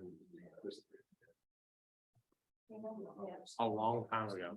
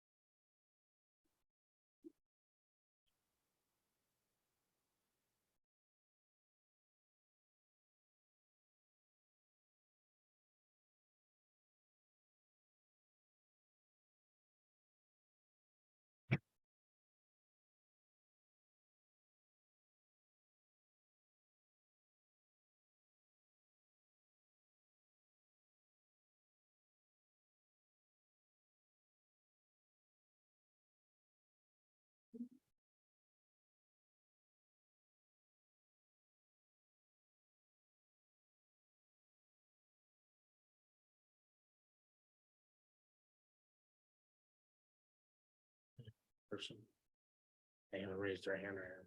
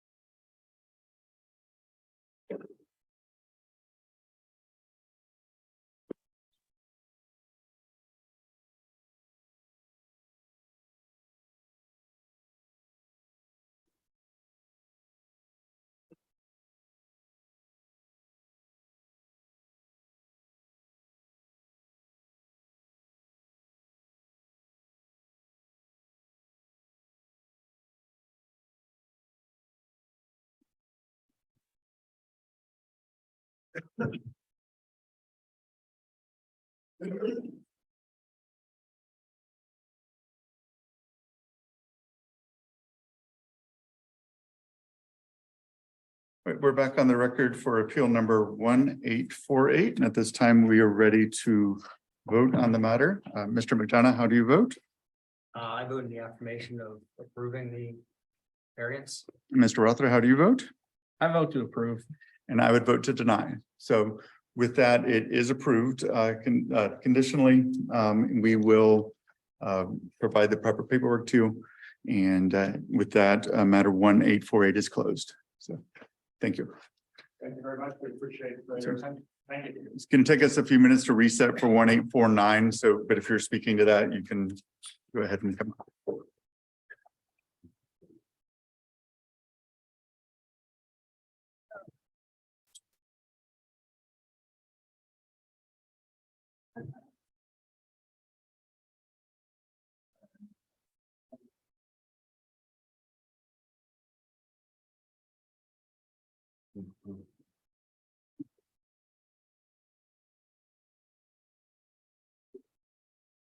Thank you. Thank you. Have a good night.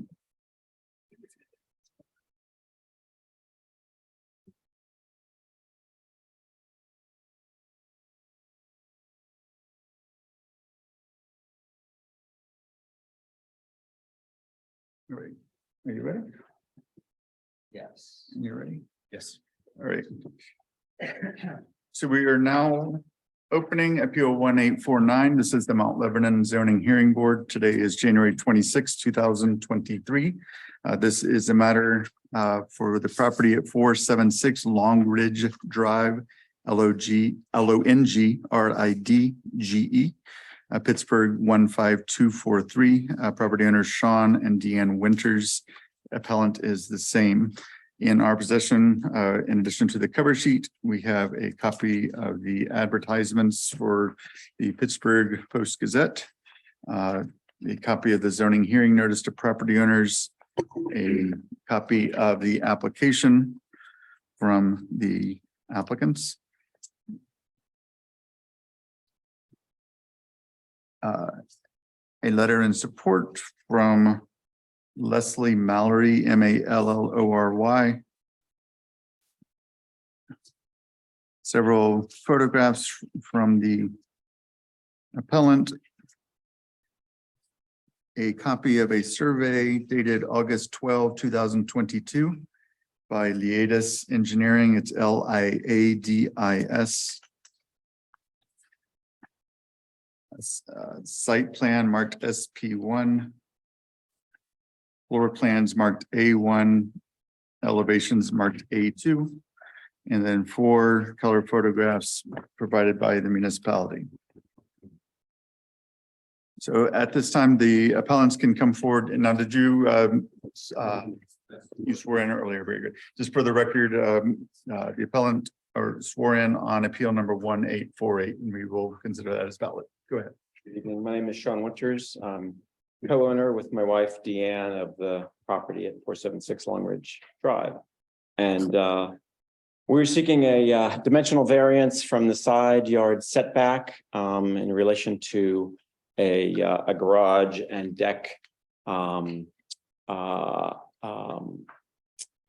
expansion we want to put on the back of the house. The side yard setback is 5 feet, and the position of the stairs on the drawing in the architect's drawing would encroach on that setback by just under 10 inches. So we're seeking that 9 5/8 inch variance from that side yard setback.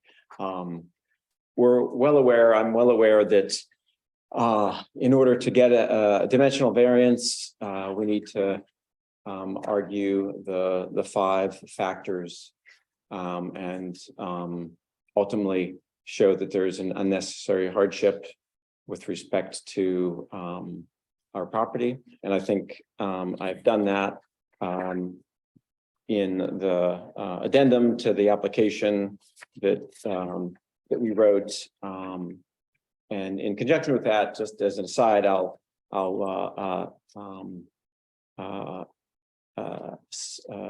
repeat what the lawyer for the church said, that case law shows that the quantum of proof you need for a dimensional variance is less than a use variance. So while the 5 factors are the same, the proof you need to show is lower for that. The argument that and the peculiarity of our backyard that necessitates the variance is this. We have a block house. There is the past owner or a past owner moved the garage from its original location and it turned it 90 degrees, and it protrudes out into the back. Beyond that is about 17 feet of usable space before the yard drops off. As I note in the application, over the span of about 12 feet, it drops off about 6 feet. And then it's the entire backyard slopes down, but that's the dramatic drop off. And then the yard continues to slope towards the back setback. The result of that is that we have, as I said, approximately 17 feet to use behind the back wall of the present garage, 12 feet for the drop off. And then there's in fact another 10 feet before the 30-foot setback, the rear setback behind the house. So there's about 22 feet approximately of yard that we can't use for development because of that. Well, I mean, I'm sure there is some development we could put in there, but this reasonable use of the addition of a second garage and expanding the deck, which I submit is a reasonable use, we can't achieve as easily, certainly, as we could if we didn't have that slope. Now, to add further to your sense of the backyard, and I can show you in some of the pictures. We have 3 pictures I took, and I'm not quite sure the pictures that the municipality offered, but this first picture is looking at the side of the house, and that is basically the 5-yard setback view. The second picture shows you the drop off, and our neighbor has sort of a yard that just simply drops off. The prior owner or a prior owner sculpted this a bit, and there's a retaining wall there. And then on the other side, this picture shows you the turnaround for the driveway. So there is a narrowed portion of the backyard that's usable for any improvement before you hit that slope. And so it's pinned in on the one side by the driveway turnaround, pinned in on the back by the slope, the drop off, and pinned in on the other side by the setback.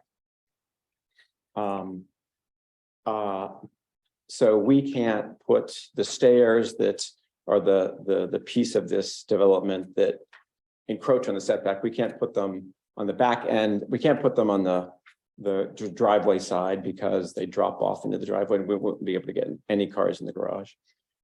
We can't put them on the back side of the deck as designed because they would fall off and have to stretch. I mean, it's just not feasible with the slope of the backyard there. And then the other side of the setback. The stairs are as designed, merely the minimum of 3 feet wide. We'd frankly be happy with them a little skinnier if that was allowed, but I believe the ordinance requires the stairs to be a minimum of 3 feet wide. To put them and keep the line of sight of that, the back wall of the garage down the line of the side of the house, the stairs abut beyond the wall of the new back, or the new wall of the garage, the garage of the wall of the new garage. And so they push into that side back, or the setback by, again, 9 5/8 inches. We are not certainly the only backyard that has that sloping issue, but it is a unique character, or it is the unique character of our backyard that necessitates pushing out to the side, or because we can't push out the back any further, and we can't push to the left because of the driveway. And I try to address in my addendum, so those 5 requirements for the dimensional variance, well, for a variance generally, but here a dimensional variance. That's the unique physical characteristic of our backyard, that sudden slope. The reasonable use cannot be performed without an encroachment on that side yard setback. We did not create that feature of the land.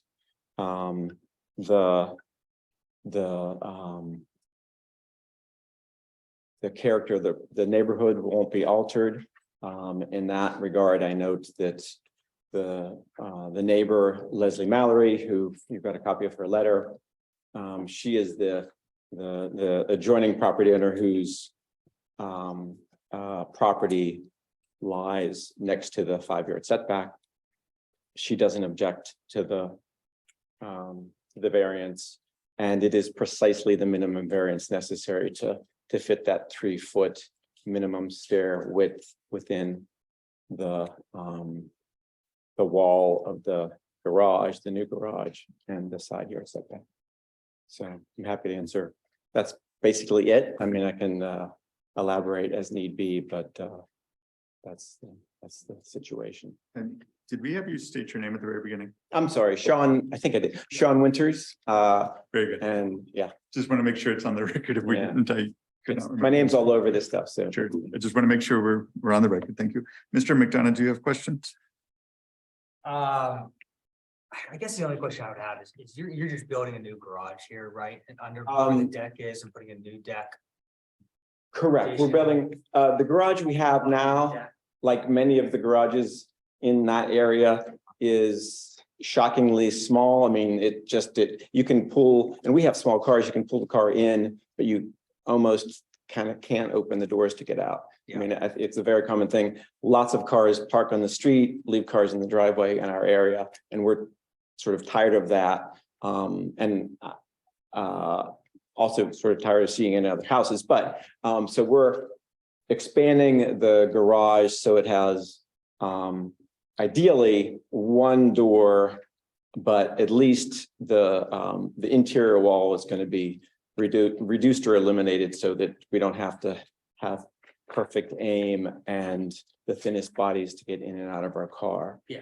So that's a piece. And then on top of that is there's a deck off the back of the house now that is in disrepair. And so it needs attention at some point. And so as part of this, we were rebuilding that deck, but taking the opportunity to, since we'll have more support for it with an enlarged garage, expanding that out. The garage will go under part of the deck. Correct.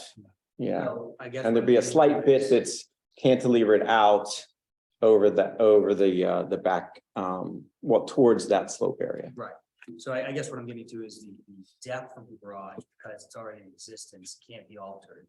And that's why you're looking at putting the stairs where they are. Is that? The depth of the garage, either I mean, What it I'm could, looking at is the, yeah. that, Let me figure that out. that's P1. There's white square with a large X through it. Are you looking at the architect's drawings or the? I'm sorry. No, you're good. Yeah. You get architect's drawings, bottom right hand corner. Oh, SP1, yeah, I'm sorry, go ahead. So the back, so it says the proposed deck addition is the has the white black lines through it, and then the larger with white rectangle with the X through it. That is the garage addition. That is the new garage, correct? So the back wall there, that the stairs come down at, that's a fixed wall that obviously cannot be. Well, I mean, it's the fixed wall is the wall of the present garage. The new garage, and we thought about this. It's the back wall could be pushed in, but then the garage itself would be some 3 feet shorter, and the back wall of the garage itself would have to be cemented at an angle to allow room for the stairs, so that they don't push out into the setback at all. And that would necessitate the line of sight. Right now, the back of the house has a single line of sight, or a single wall, except for the chimney, one continuous line. And the current design is that line would continue. That would have to jog in and out, and it wouldn't be usable as a garage at that point, because I guess that's what I was getting. yeah, the depth of it, we could pull the back wall in, but it would be 4 feet shorter or something. Yeah. Kind of contradict the whole purpose. It would contradict the whole purpose of it, yeah. Yeah, we can't push it out because we've got the garage is or the asphalt turnaround is on the other side. Right. Can I just offer a clarification? Yeah. So the white with the X through it, that's the existing deck. That's the existing. With the survey before that, you'll see that same shape. Yeah, if you, Okay, I see what you're saying. The cross hatched area I mean, is expanded out underneath that existing deck to that rear point. So that's showing the limit of the proposed addition. Yeah. Yeah, just so you know. I mean, you can, on the third architectural drawing, A2, you can see the side view that, expresses that a little bit more clearly. Both the back view where the stairs are, and then the side view about the additional. And I said it's cantilevered out. It's not really cantilevered out because there are support beams for the back of the deck, but those, and to just reiterate, where those beams come down is right where the slope of the backyard begins. So there's not any more room to go back from there. I'm sorry, can you repeat what you just said? I'm sorry. So this is on A2. The new garage, and then the support beams for the deck fall right where the slope of the backyard begins to drop off, right there. And if I can show you one. Talk about the inability of the steps. We can't put them on that side because I don't know how you do that. You have to. The steps would have to fall. I mean, you'd run into adding more stairs and maybe have a massive set of stairs that go 20 feet over that slope or something like that. I mean, no one suggested that was a reasonable thing to do. So the architect didn't suggest. No. Mm-mm. No, we're in contention.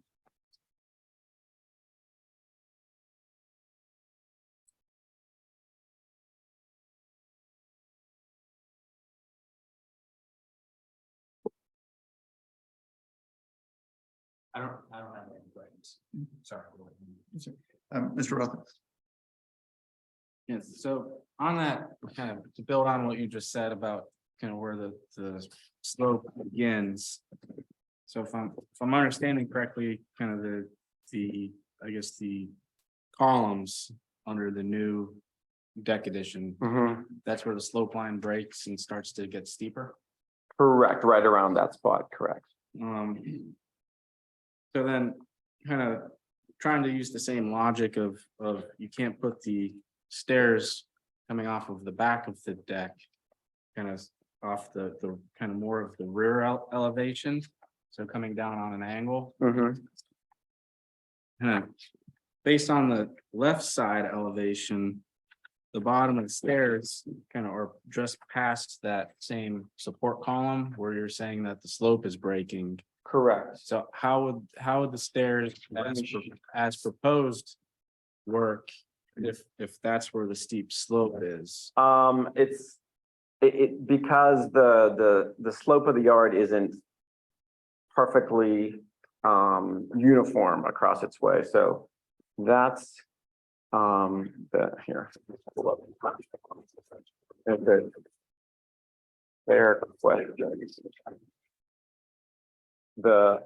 We go to that first picture, looking down the easement side, or I'm sorry, the setback side of the house. It's a little bit higher there, and then it slopes off from the left and down. So it's most dramatic right behind where the asphalt driveway turnaround is, and a little less so to the right. But the stairs and on that side close to the slope, but there's a set of stone stairs that are right on that side of the yard that give it a little bit extra height so that those stairs can land without hitting the slope.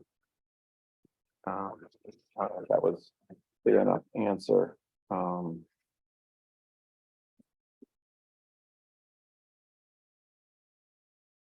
Yeah, I'm having a kind of a hard time picturing kind of how kind of just the stairs as proposed coming off of the side and kind of landing kind of just right off of that slope versus running the stairs on the rear, kind of in, I guess, kind of parallel to the back of the house. Right, exactly. Kind of how you not have the same condition like you with, because if you're saying that the slope is preventing you from putting it to run parallel to the rear of the house, then I'm not quite understanding how then coming up the side of the house and having the stairs kind of empty into the same location. Well, this is all we're talking on that one side is about 2 feet, I think, where the bottom of the new stairs land beyond what I'm describing as that rough start of the slope. It happens to be on that side of the backyard of our house that the land is a little bit higher there and can take and so we'll support the stairs there. And there is a set of stone stairs that go down the slope on that side. And so the land is built up a little bit more where it's not further down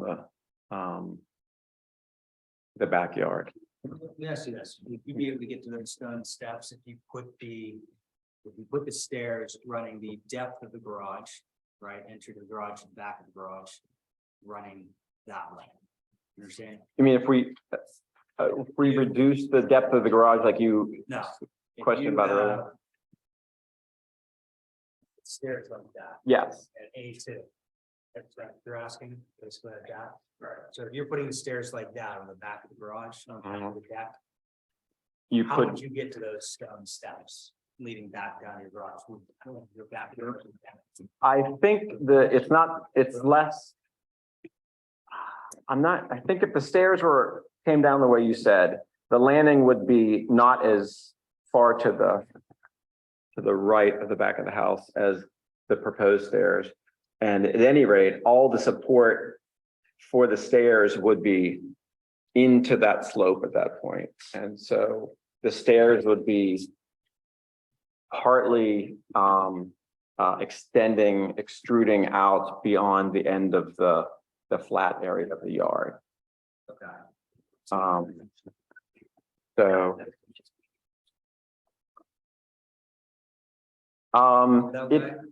it doesn't. I don't know that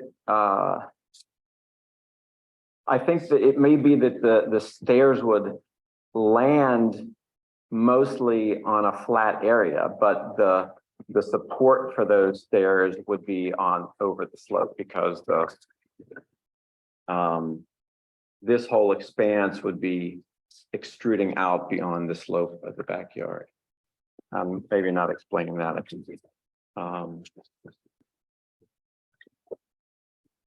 Be possible to kind of run the stairs kind of as suggested if the proposed deck addition was not cantilevered out past the garage. I think we could put the stairs there and have a smaller deck. I mean, it's not, that's not impossible, but the reason that we can't expand the deck the way we'd like to is the slope in the backyard. And that's the unique feature of our backyard. Losing that little bit of, I mean, we could just not have not put a new garage on as well and just use that area for stairs. So that's sort of what exists now. There is one garage and they have this set of stairs that, run through that area, that part of which would be where the new garage is. would losing the proposed cantilevered section of the deck limit your intended use of the new deck? It certainly, the intended use is a place for grilling and having dinners and parties and guests. And I mean, we spend a lot of time out on that deck and it would limit that use. I mean, can I say we must have a bigger deck? No, I don't think anyone could say we must have a bigger deck. But the reason we can't reasonably expand the deck the way we'd like to is because of the way the backyard is. And the solution to that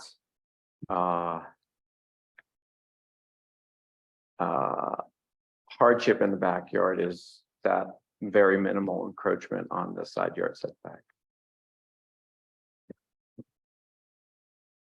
Okay, I mean, again, I guess we could just not do anything and then we wouldn't have the problem, but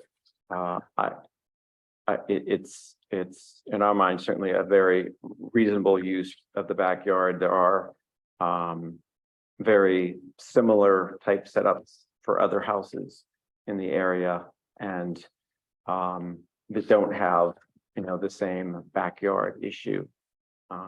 As I noted, but for the slope of the backyard, there is over 40 feet of developable land there, of which really we can only use 17 feet because of the slope.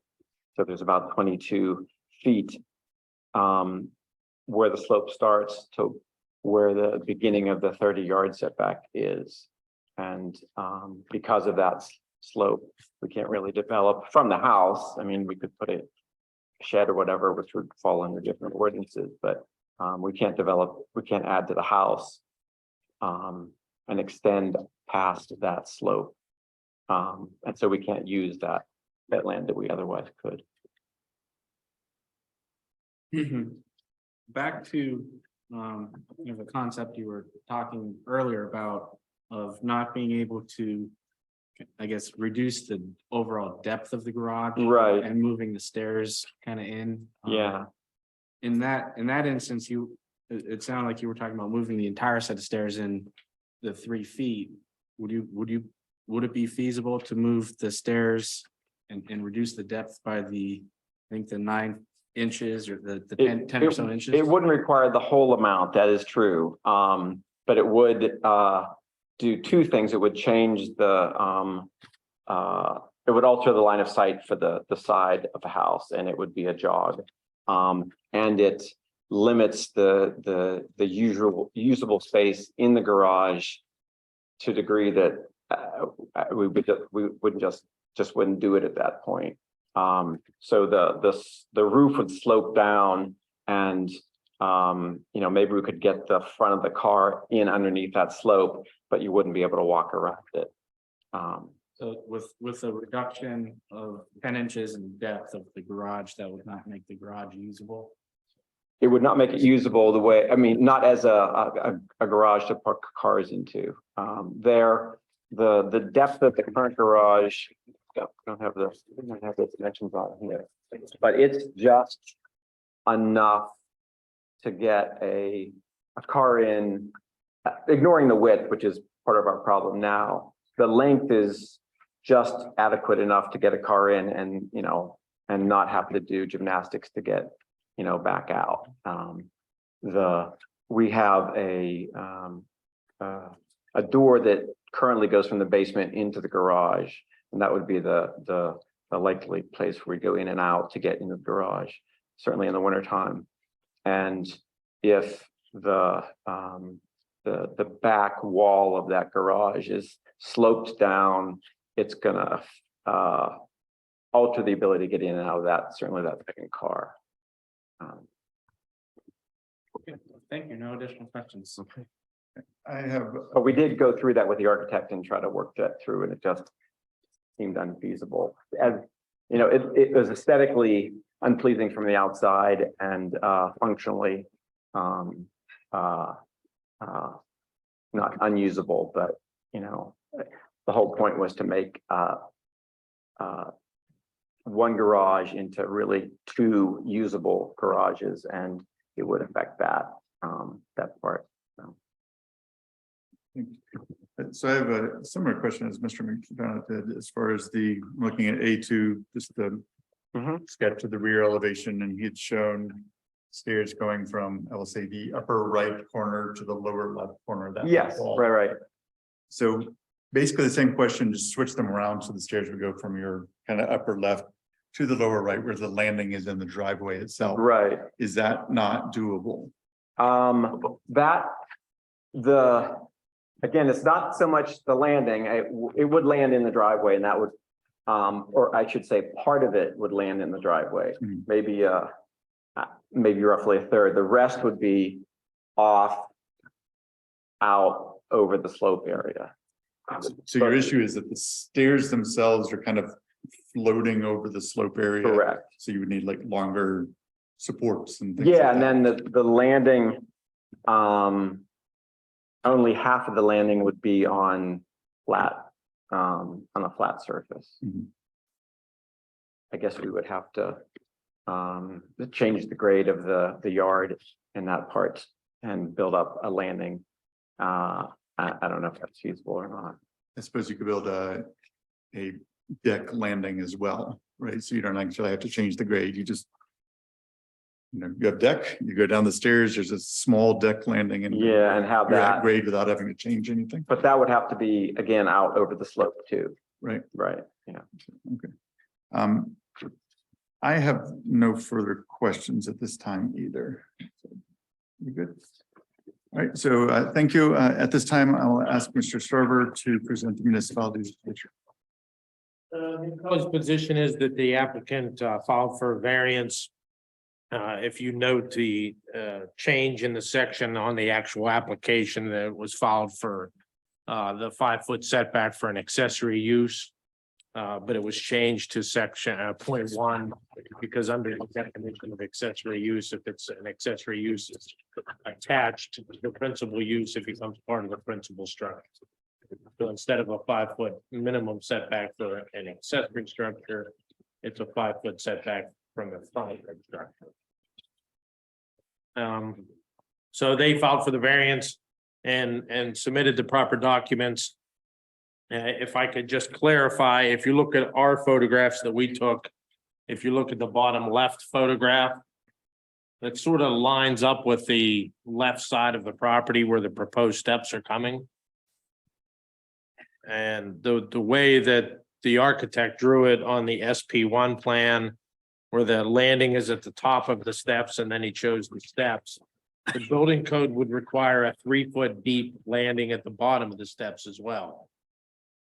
So you would add a similar landing that's shown on the top on the SP1, you would have to add that to the bottom of the steps as well. So looking at that photograph, it would be roughly over those existing stone stairs that are there now. So you would almost have to continue that all the way down to the lower level to be able to meet the grade there. Were you saying you need 3 feet between those two? You would need a 3-foot landing at the bottom of all stairs. Yeah. So the building code requires a 3-foot level landing as wide as the stairs and at least 3 feet in depth of the travel, the direction of travel. So I just point that out for clarification's sake, because there were some questions asked about whether or not you can run them parallel to the ground or parallel to the back of the proposed addition, which you would only need 3 feet in width. Whereas this, you need what it's sticking out past the proposed addition, plus an additional 3 feet.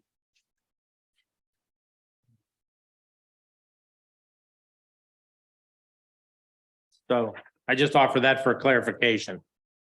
And you can see that on the A1 drawing.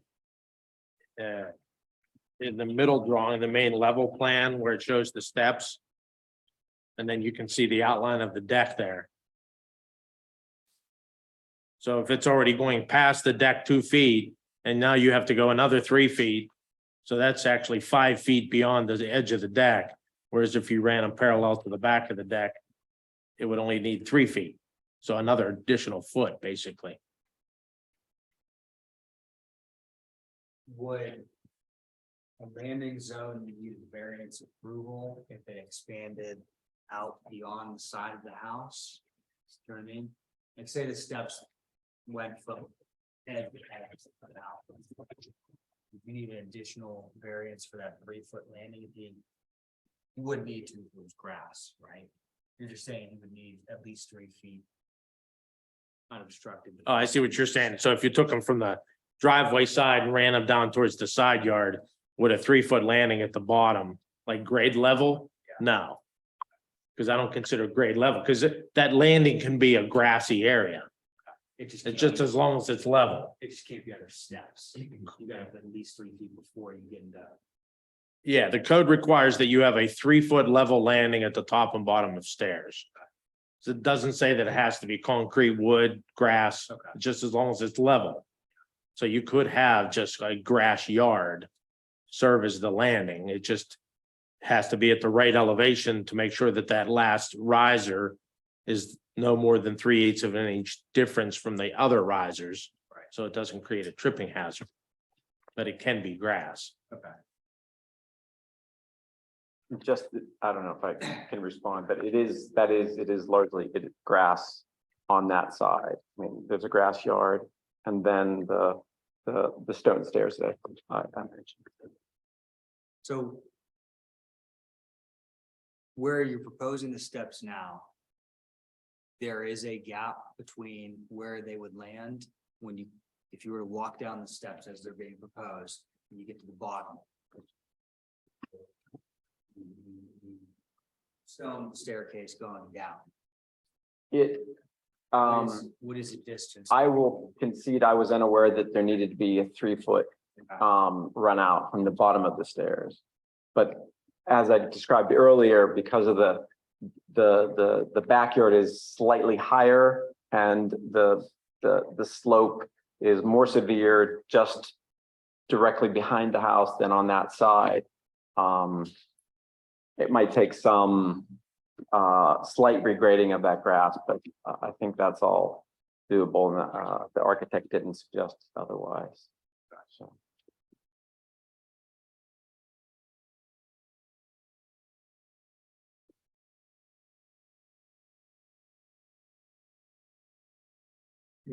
No. Mr. Rollins. No questions.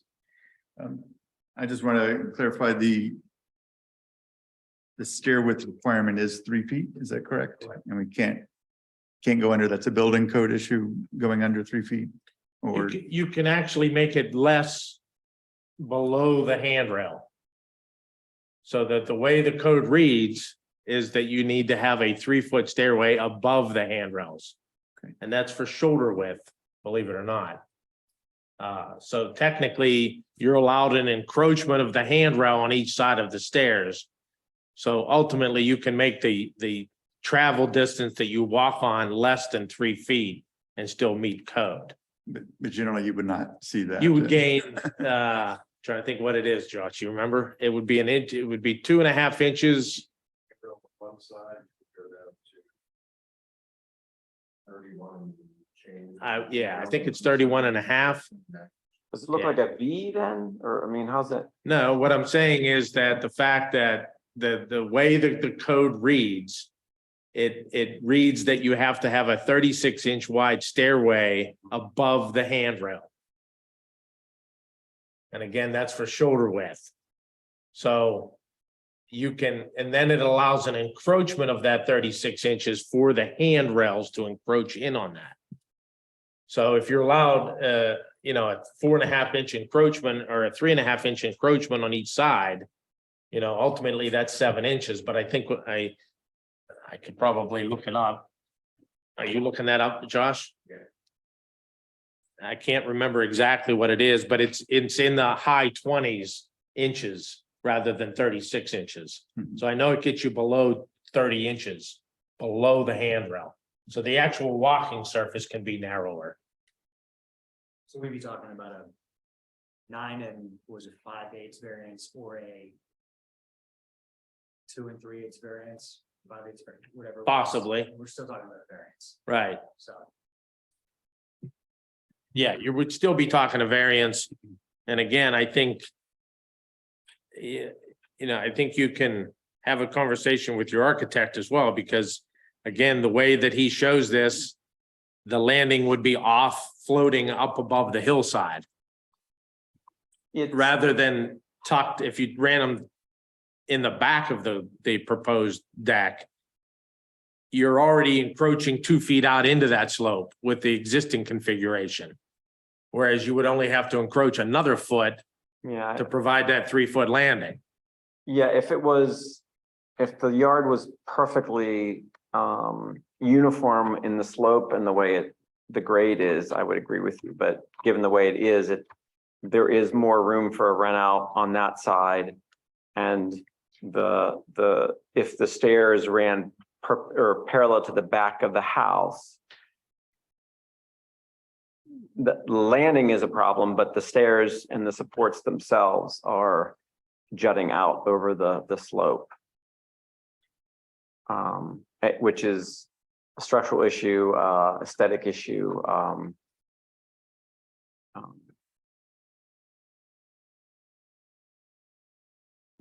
Mr. Sarver, the rear setback is 30 feet, is that correct?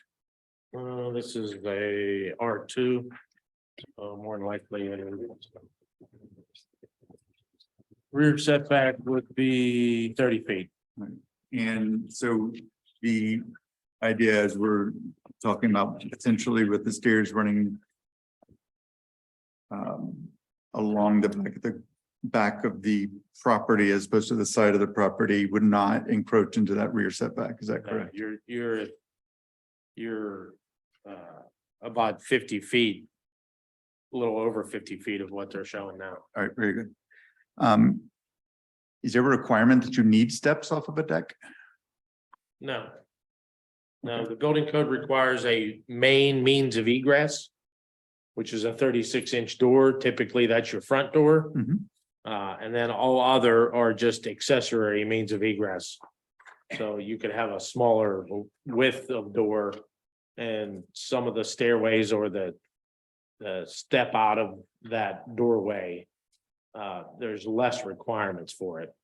So for example, you're only allowed one step down out of a main egress door, whereas an accessory egress door, you can have 2 steps down.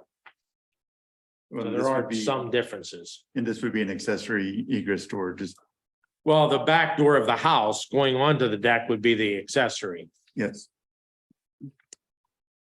So there is no requirement that you have steps from the deck. All right. And we had spoken about kind of a central jog line if you were to move the proposed steps and shorten the driveway. Is there any issue, like structural issue, or anything on a jog in, or is it preferred to have a smooth all the way across? Maybe it's just aesthetics versus. I'm not understanding your question. Sorry, we had suggested perhaps moving the proposed steps, the proposed location towards away from the property line towards the garage and actually moving that entire wall in by the 1 foot. We, Okay, so if you look at A1. The lower level plan. Are you talking about moving the wall on the right-hand side that is parallel with the steps? Moving it towards the driveway, that 9 5/8? yes, sir. Yeah, you could do that. So there's no, I mean, obviously, we spoke about the size of the garage, but there's nothing structural requiring that you don't have a jog. You jog, the quote, jog in the wall is okay. Structural that would prohibit you from doing it. Okay, very good. All right, I have no further questions. Did my questions raise questions for either of you? No. All right, is there anyone online? Okay. I'm going to just summarize the one letter from Leslie Mallory, located at 470 Long Ridge Drive. I believe that's your neighbor on the side of where you're proposing. We're talking about. Right. And just to summarize, she understands that it would encroach by slightly less than 10 inches, and she has no objection to the granting of the variance. So I'm going to read that into the record. Is there anyone here to speak on this matter? All right, hearing none, we will go into executive session and come back shortly.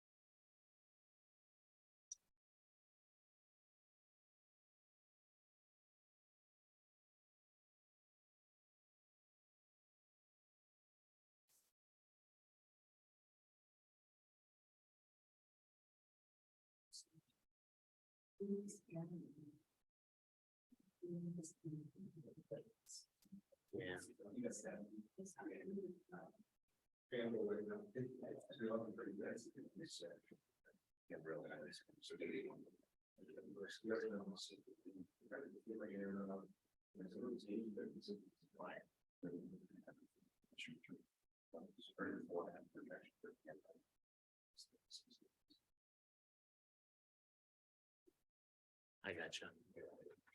You're still at 36, right? Because you're measuring over that.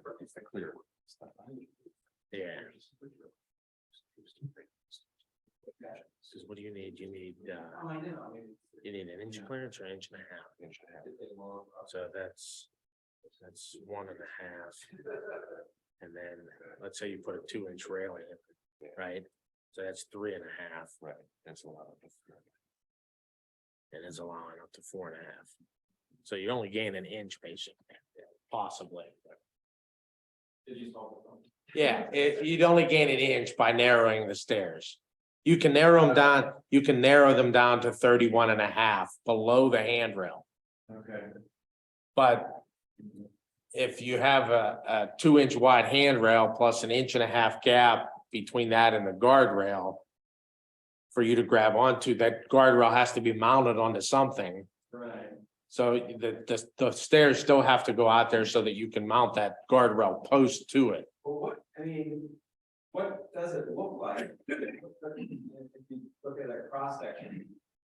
It gets skinny, because the rails come straight up. Right, but if you look at it as a typical staircase inside a house, Yeah. technically you could, if you had handrails on both sides. Your stairs could be 27 inches wide. But then once you get up to the handrails, then they have to flare out. The clear width. Yeah, the clear width. Yeah.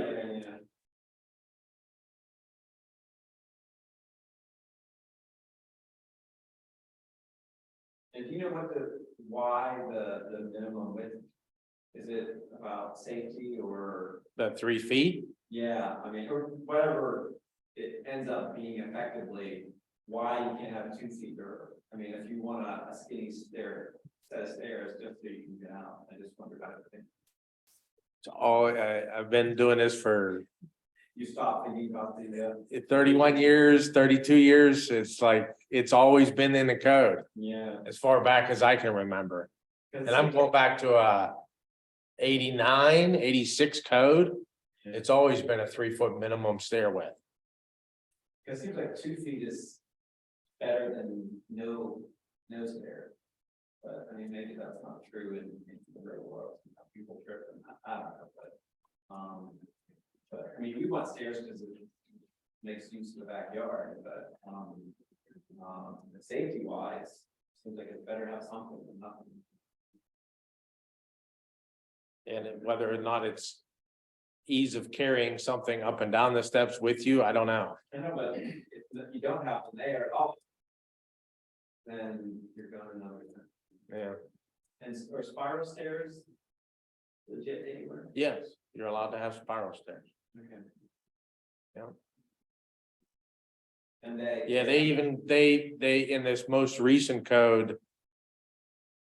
They have added additional stair requirements for alternating tread stairs.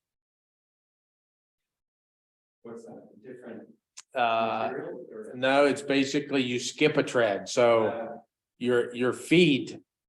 You know, if you think about walking up a stairs, your right foot hits one tread, your left foot then jumps to the next tread above. So that's how the treads are. They're just short little treads and they're alternating levels. So you can make the run of the stair shorter.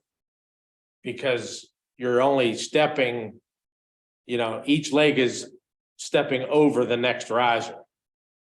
If that makes sense to you. It's called an alternating stair. So it makes a shorter run. And they do allow that. And then they allow certain areas ship ladder stairs. Which are really short in run. So it's like a ship's ladder. Like if you're on a battleship or a, you know, if you watch the movies and you see how steep those are, they're almost like ladders. In certain instances, you're allowed to use those as well. What about in my situation? To be honest with you, I'd have to look at the code. You're not there to design my stairs, I know, I know you're not allowed to use it to gain access to a bedroom. But there are different areas. added something maybe. And I think one of them is that you don't have to have it to a habitable area. And your deck would not be a habitable area. Or a habitable room, put it that way. Because it's open. So possibly, but I'd have to look at the code. Nobody's ever proposed them, so I've never really, I know that they're in there, but Yeah. I've never had to review a set of plans where somebody proposed them. Spiral stairs have to be the same width, I assume. No, they're narrower. Yeah, I think there's a certain diameter that they have to meet. Yeah, they're even allowed in commercial construction.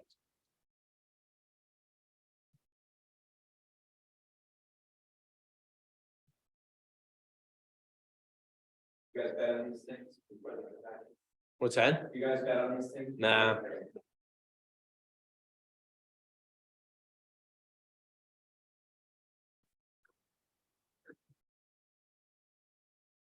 No, I don't have any luck, so even if I did, I'd probably lose.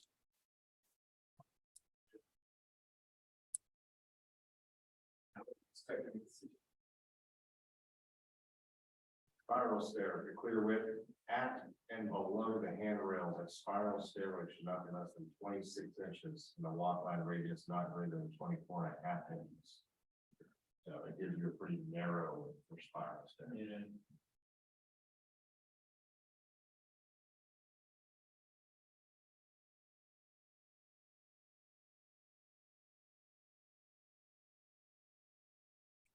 Alternating tread devices shall not be used as an element of a means of egress. Yeah, No, yeah, like you said, no, how. yeah.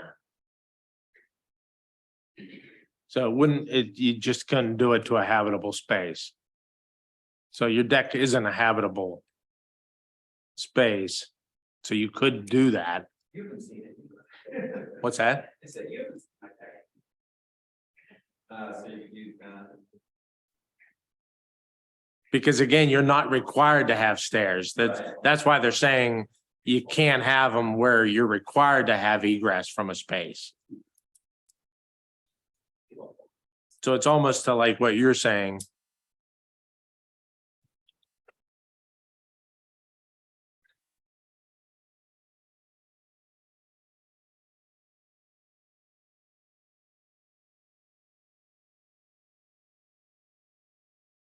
All right, we are back on the record for appeal number 1849 and are ready to vote. Mr. McDonough, how do you vote? I vote to deny the variance. Mr. Rother, how do you vote? I vote to deny. And I also vote to deny. So you'll get the formal notification from the municipality and thank you very much. We are closed for 1849. We will now reset for 1850. So just give a second. Matt's gonna write this one. So.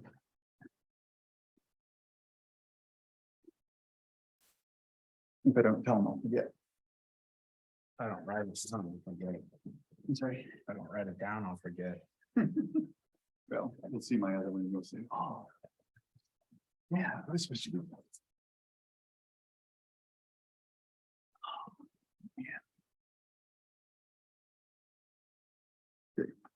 Do apologize for it taking so late. We obviously had several tonight and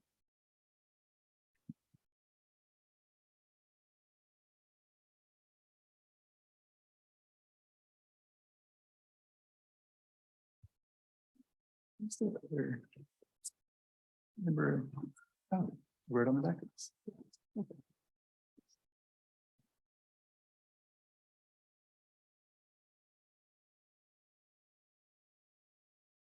You ready? You good? Yeah. You're good? All right. Very good. Now for appeal number 1850 for the zoning hearing board for Mount Lebanon. Today is January 26, 2023. The address on record is 1717 Cochrane Road, zoning district C2. The applicant is Pittsburgh Sign and Lighting LLC, the landowner Virginia Manor Shops Partnership LLP. In our possession, we have a copy of the application, a description from Pittsburgh's Sign and Lighting as to why they believe the variance should be granted. We have our cover sheet. We have the Pittsburgh Post-Gazette advertisement. We have notice to surrounding property owners. We have a chart with letter visibility and distance. We have multiple photos. Looks like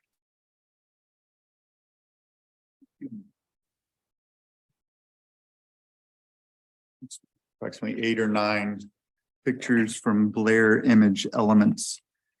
We did not get a survey from this, but the municipality did provide the board members with a copy of the ArcGIS web map for the entire Virginia Manor Shops property. And at this time, I want to confirm, were you sworn in earlier? Yes. Very good. So the record will show they were sworn in for appeal number 1848. If you could introduce yourself and state your position. Sure. Thank you very much. My name is Adam McGurk and I work for Giant Eagle. With me is Eric Seppi and Sarah Bradley from Pittsburgh Sign and Lighting, who were the applicants for tonight's hearing. We're here to discuss 2 variance requests for 1717 Cochrane Road. Specifically, as it relates to the code, the first request is for the total allowable signage above the cap of 50 square feet. And the second would be for the overall height of each letter exceeding 18 inches. Just a little background, you may have noticed if you've driven by several of our other Giant Eagles, we have recently gone through a rebranding. Rebranding is very important to us. It's our identity, basically. It's what you see when you first pull up to our stores. So we do take our rebranding very seriously. And as I said, it is important to us. First, an overview of the existing signage that's there today. One of the things that we wanted to stress is that the existing signage today is not that much different from what we're asking for. The existing Giant Eagle sign is 74.2 square feet. I'm sorry, excuse me, 76.25 square feet. And the pharmacy is just under 19 square feet at 18.93 for a total of 95.18 square feet. Our request actually would take the Giant Eagle sign down slightly to 74.2 square feet. And actually increase the pharmacy sign to 32.5 square feet, but maintaining that total square footage around 100 square feet, exactly at 106.7 square feet. As it relates to the height of the letters, the existing Giant Eagle sign is the signage graphic. The letters are 2'6", so they do exceed the 18 inches. The highest proposed amount for our Giant Eagle sign is 2'8¾ inches. The pharmacy sign today is at 18 inches in height, and the proposed signage would only increase it to 2 feet exactly. Can I pause you briefly? Are we only looking for a variance needed for the pharmacy sign or for the overall signage? The overall signage, in my understanding for the code, is both signs combined. Mr. Sarver wants to correct me on that. It's the square footage as well as the height of the letters, Right, so But when we the- say, the image. right, so it is the sign that says Giant Eagle plus the sign that says pharmacy, and that's all included in the overall square footage. Correct. All right, very good. Thank you. Please And proceed. there are overages for each sign for that 18 inches. Okay. Thank you. As we mentioned. So just get into a little bit of the reason for why we're asking for this request.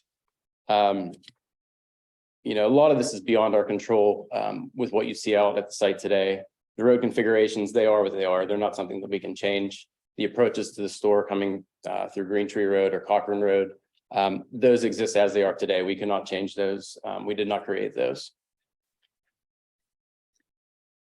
Same would apply to the building. We did not build this building. We do not own this building. It's a space that we lease. You know, the size, the length of the frontage, the time that it's been there, that's all beyond our control. We didn't create that, that as it sits today. And then to try and help that, there's really not any modifications that we can make to improve that visibility. You know, the building sits where it sits, the roads sit where they sit. It's not something that we have the control over to change. In terms of use of the property, you know, as I said earlier, we are making the Giant Eagle sign smaller than what's existing today. So that is a change. The existing signage, I'll note, is a nonconformity, so this is a standard that at some point was established that this amount of signage fits this building.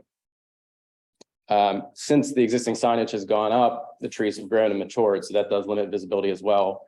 You can see that on some of the approaches on Green Tree Road that I believe we provided, the different sizes of the letters, how the landscaping interacts with those. And then the one thing I'll mention, your ordinance has a cap on signage for a very good reason. You wouldn't want somebody like us coming in and requesting 391 square feet of signage, which I believe is our frontage for our facility. Having said that, though, we do ask for consideration in terms of the uniqueness of this site, the uniqueness of this building. 391 linear feet of frontage is a lot. So as you approach our building, the size of the sign dictates when you actually notice the facility, when you identify that facility. So my point is, we're in the same category as a building that would have a 50 linear feet of frontage to compare the two. You know, obviously that's a difference for us at 391 linear feet. As I mentioned before, we did not create the hardship that we're claiming here tonight. We do not believe this will alter the character of the neighborhood. In fact, we think it will improve it. The existing signage is a little bit dated. This is a rebranding. This is a refresh for us. You know, it's brand new signage, you know, as opposed to something that's been aged a little bit. The new signage is actually going to be recessed a little bit into that alcove that you see on our facade. We believe it will be an improvement for the neighborhood. We do believe this is the minimum request as well. As I stated earlier, it's comparable to the existing signage that you see today. This isn't a brand new slate for us where we're starting with a new building, a new frontage that's never had signage on it. At some point, Mount Lebanon permitted Giant Eagle to put in signs at this size and at this square footage. And we believe we're continuing with that standard that was previously set. So that's all I have for you from Giant Eagle. Like I said, Eric is with Pittsburgh Sign and Light. He's here to answer any technical questions about the signage that I might not have on the top of my head. Go ahead. Please introduce yourself. Eric Seppi, ERIC, SCPE, Pittsburgh Sign and Lighting. 1061 3rd Street, North Versailles. 15137. One point I did want to make, and Eric, you can probably speak better to this than I can because you've been involved earlier in the project. My understanding is we've been working on this signage since when? I've been involved in it for the past year and a half. Okay. There was something going on with an inspection, and then with the new signs coming in, the inspection was pretty much obsolete because we're actually taking down the signs that somehow needed inspected. So that's where the new signs come into play. I think it was an electrical inspection, Ronnie, if I'm not mistaken. Way back when. I couldn't tell you. I actually had The existing sign, the permit for the existing signs that are up there now was never finalized. That's what it was, never finalized. Yes, So so it was still an active permit. by the time. So we needed confirmation to close that permit. We needed information to show that it passed an electrical inspection. But the design itself was permitted, correct? That is correct. Correct, yeah. Looking through our notes with Blair, who does a lot of our sign designs, the one date I see here goes all the way back to July of 2020. So we have worked through several versions of the signage that has taken on different shapes and sizes.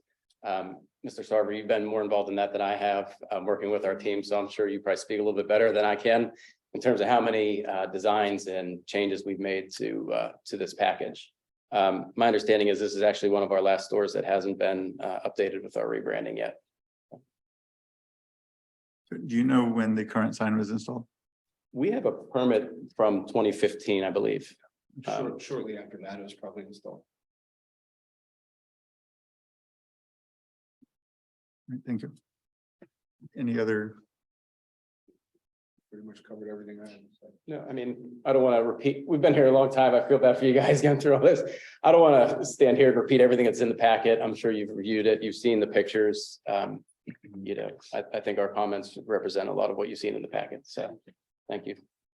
Mr. McDonough, do you have questions? Yeah, I would only ask, So the new design, how do you come up with the certain dimensions of how that sign, how large or small that sign needs to be or should be? Is that, maybe that's a question for you, Mr. Seppi? A lot of times they try to stay with if the sign was already put up like it was before, they try to stay within the confines of the square footage that was already there, so. We're not going through the variance process every time we need a new sign. Makes sense. This one here was a little bit different because they changed the logo and their branding and it raised the character height of the letters. So that's why we had to go for variance and then. If they didn't change the logo, I didn't have leaf, it would be. Believe, Yeah. even the lowercase letters create trouble for us. I mean, if you didn't have lowercase letters. The jogging up the J's, it would yeah. be as, The existing pharmacies up there, the block letters, the new pharmacies, a different font style with the ascending letters with the H and P that Right. now gives you that much more square footage around that block. Yeah, so we are actually, there's a lot of white space that's counted towards our signage that isn't really signage. It's just that frame around what's the calculation. so would you say then this size of the new signage is comparable to other locations? That would put new signage up, It's actually smaller than other locations. it's actually smaller than Yeah, other just because of locations. the footprint of their, like you saying, the footprint of their building, how. We want to put the signs now on in the recess area, so we can raise them up. Whereas when the last signs were put up, they were put on the canopy, which brought it forward because the tree goes 7 years ago, so the trees weren't as big as they are now. Not that they got much bigger, but I mean, still with the visibility coming downhill. They felt it was better that everything goes up a little higher. And I'd also point out, if you have our packet from Blair, you can see the revision dates on the side. From where we started with what's Giant Eagle's wish list for what this sign be to where we are now in terms of what the limitations are through working on this. Yeah, most of the newer brand of the Giant Eagles, their letters are 60 inches as far as height. As far as the Giant Eagle Pharmacy, it ranges anywhere depending on 24 to 36 inch letter.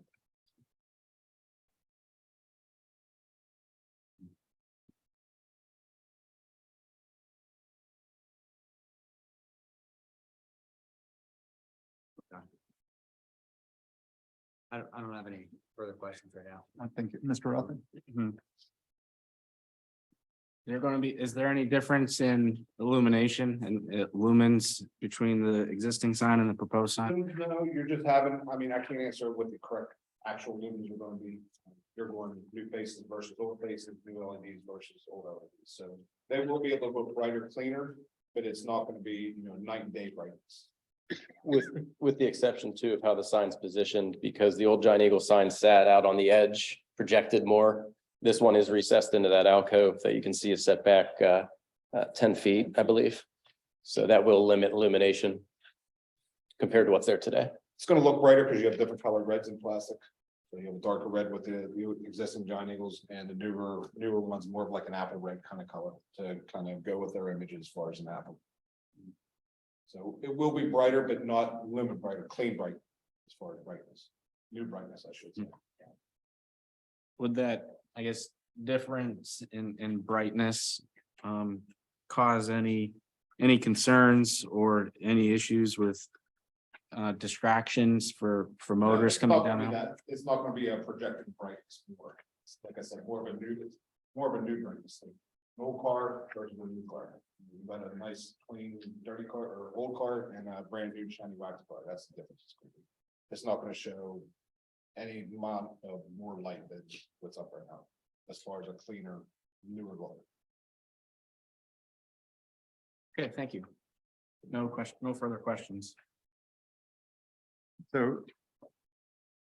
And as earlier, you said the existing sign was installed in 2015, thereabouts. Permit 2015, usually once the permit's getting, you got 4 to 8 weeks. Sure, very good. Are you required to have a pharmacy sign or is it just your preference? I don't know for a fact, I think it's state regulation that pharmacy has to be visible. I wish I knew to be able to answer your question, but I believe what our vendor's saying is correct. Okay, so That's the, why we've chosen pharmacy over, if you've seen some of our other stores, Starbucks. Obviously, Starbucks wouldn't be mandated for any reason. We sell beer and wine. Beer and wine wouldn't be mandated for any reason. I do believe there are some requirements for pharmacy identification. So pharmacy should be, all right, or we think that pharmacy may be mandated then. All right, very good. Pretty sure it is, and from what I was told, it has to be, when the pharmacy's open, it has to be illuminated, it's closed, it has to be. That's a false story. Thank you. So when we're looking at the variance criteria, the same 5 variance criteria apply to everybody. And the first one is that there's unique physical circumstances or conditions about the lot size or shape. We know it is a C1, a relatively larger shopping area, and you were just one of the tenants within that. But are there other physical circumstances on the property that would cause you need to make a larger sign than the current code allows? Sure, in our perspectives, from Green Tree Road, in particular, show that, with regards to how the landscaping matured. The trees, the street trees, which are beautiful, we wouldn't touch them. They block the view, and that is something on site that we don't have control over. We do not own those trees, our landlord does. They maintain them. They're probably required by your code. And we respect them, and they are part of the view shed. So,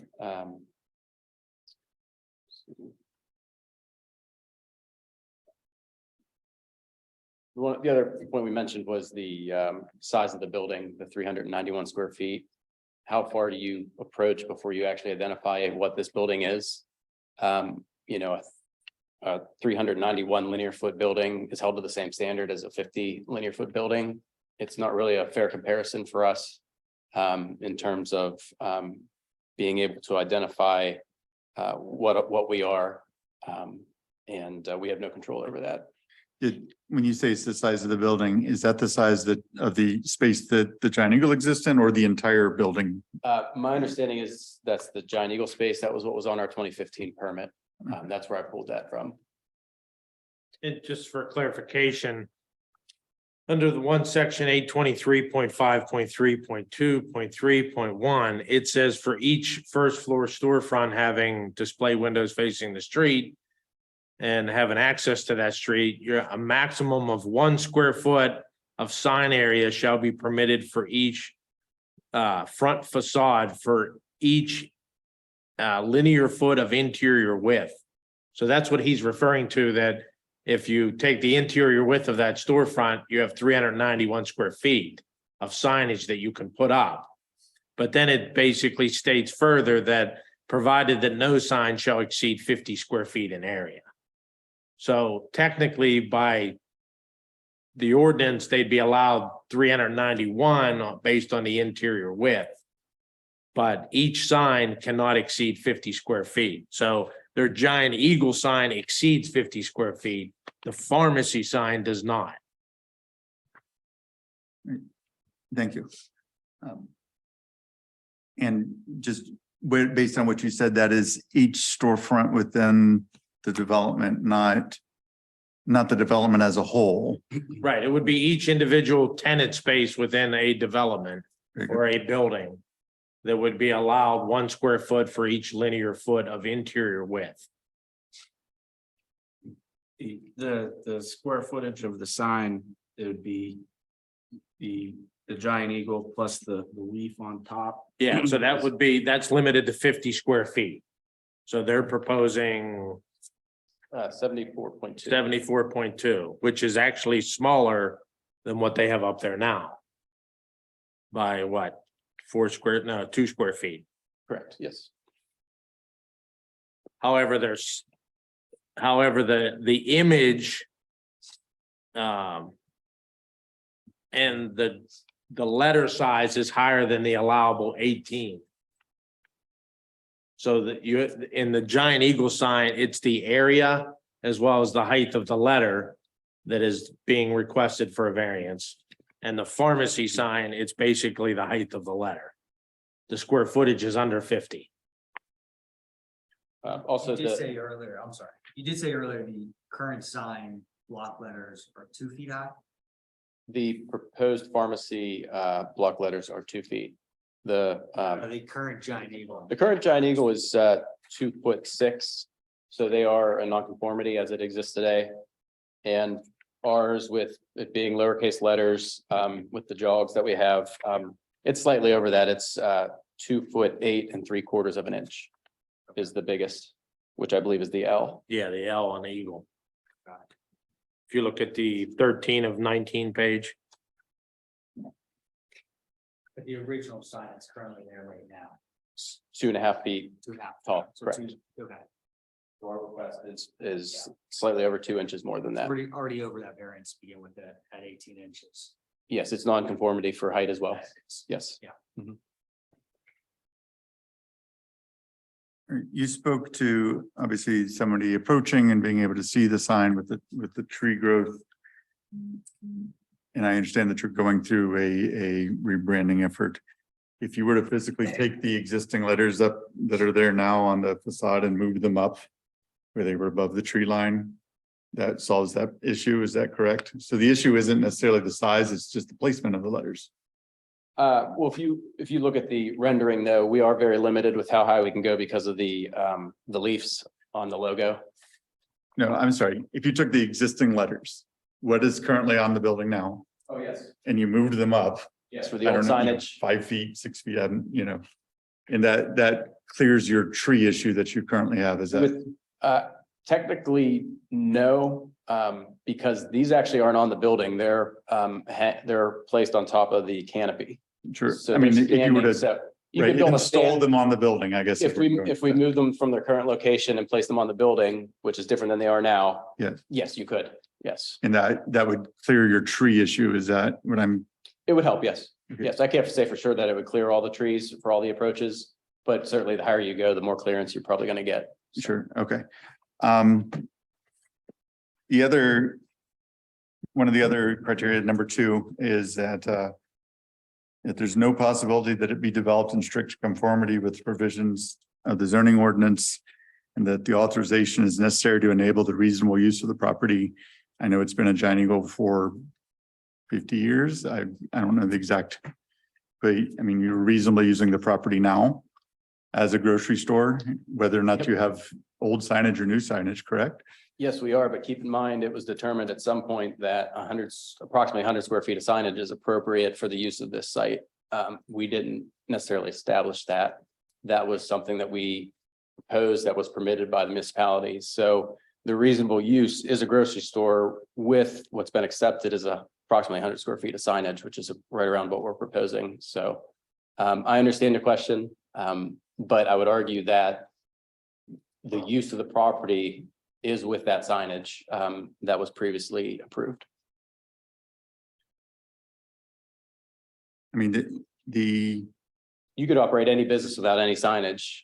sure. And I look at this, and the number 2 criteria is, when you say use of the property, there's a lot of uses going on a property at one time. Yes, this is a grocery store principally, but there's parking, that is a use. There's signage, that's technically a use. That's a regulated use by your code. So breaking it down from not a grocery store as use, but as signage as the use.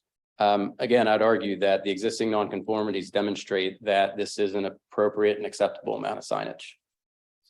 I believe we meet that criteria. I understand. And I mean, so the criteria or the requirement now, and we've talked about it being the 50, and you're proposing, did we say 107?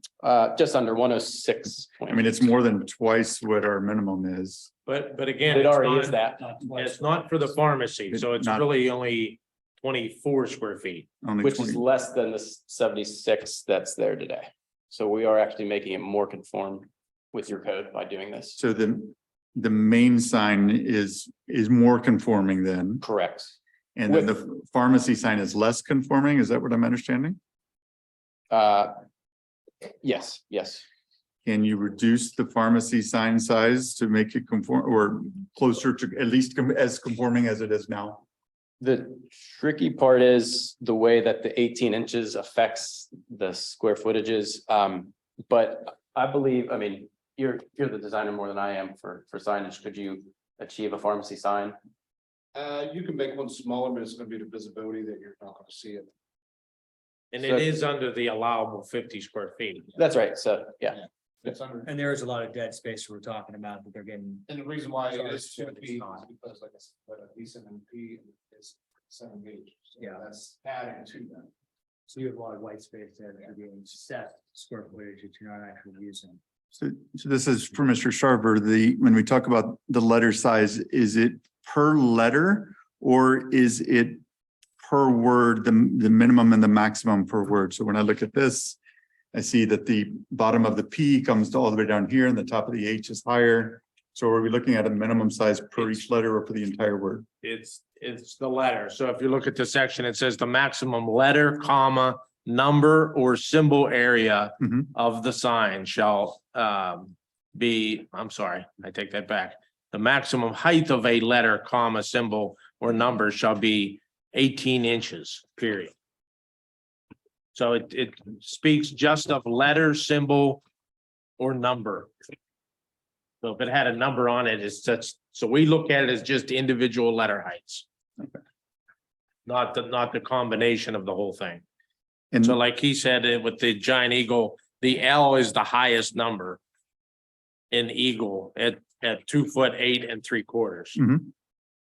Whereas the pharmacy sign, the highest would be 2 foot, which is the P and the H, I would assume, and probably the Y as well. Okay.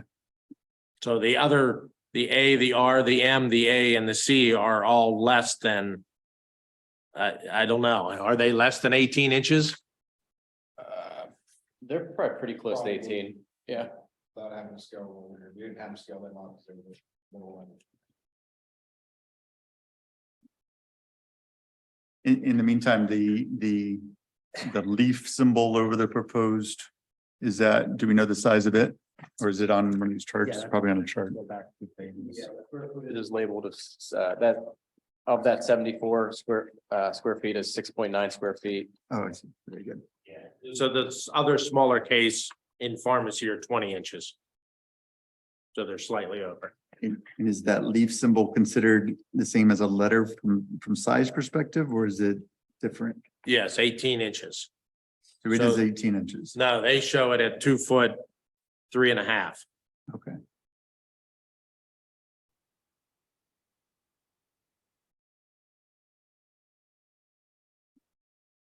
But then again, if you go back to the existing sign, those letter heights were 30 inches in height. So they were 2'6". So their symbol is less than the existing letter height, Mhm. but their letters are higher than the existing letter height. Just for the L. You don't want to chop off the top of your L, I assume. Yeah. How often do you go through rebranding? I know that's a very good question. Exterior sign. front, I don't think there's actually an answer you could say. It's based on trends. Yeah. You know, I wish I knew more about the marketing end of it, but I do know that our leadership's very involved with marketing when they do these rebrandings and you know, it's Maybe 8 years, if the last one was put 8 years ago, roughly, maybe that was a new design. I'd say 2015, then before that was 2002, 2004.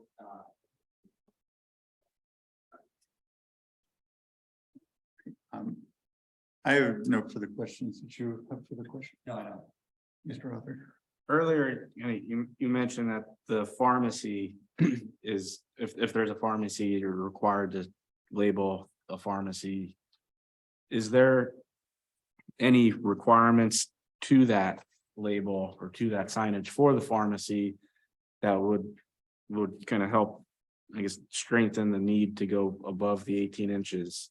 Is there any kind of specialty requirements that? those are details that I don't have with us tonight. You know, the state laws that govern pharmacies and how they identify. I don't have that knowledge. I'm sorry. All right, no further questions for me. Great, thank you. We will now ask Mr. Sharber to present the municipality's point. As they explained, basically, they've been in contact with our office several times over the last 2 years to try to come up with a brand that would be permittable.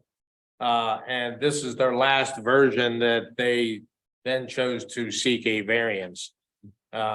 So I advised them that obviously that the size of the giant eagle sign is larger than the 50 square feet that is allowed per sign.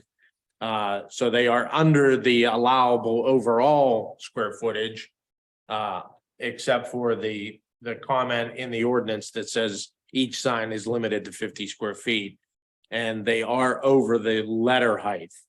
But they are they're slightly over the letter height of the existing sign. And then the pharmacy, again, they are increasing the size of some of the letters. Actually, all of the letters more than 18 inches.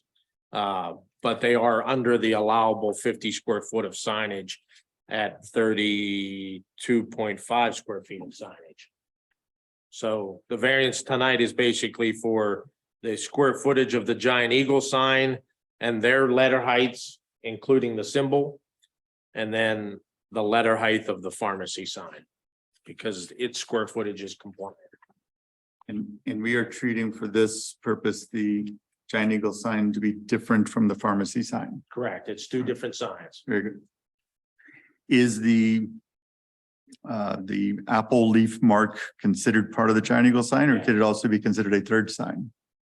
I've considered it part of the giant eagle because like they mentioned, it's the leaf of the apple, meaning the giant eagle is the apple and it's the leaf coming off the top of it. Okay. So I looked at it as one sign.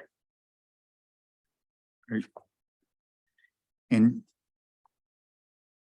do you know, was there a variance for the previous sign? I could not find any variance. I tried to research high and low to see how it was approved.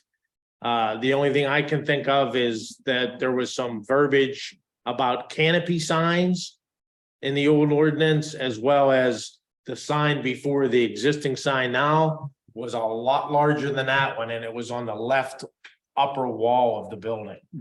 Like as soon as you come in off that upper entrance, it was a huge giant eagle sign. So it was a lot larger than what's there now. So I can't answer that question because I wasn't here when that was installed, so. All right, thank you. Smaller any signs. Couple years we're back, it'll be a little bit less. Yeah.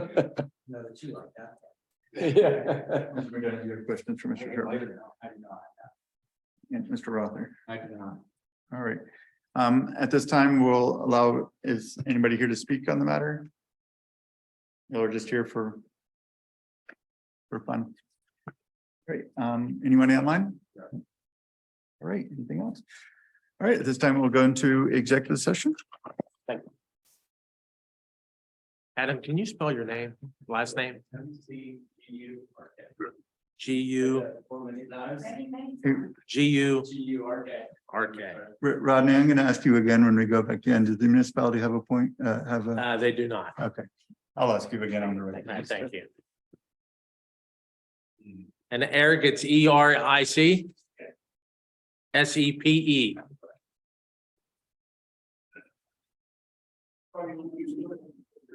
Pardon? Bethel Park.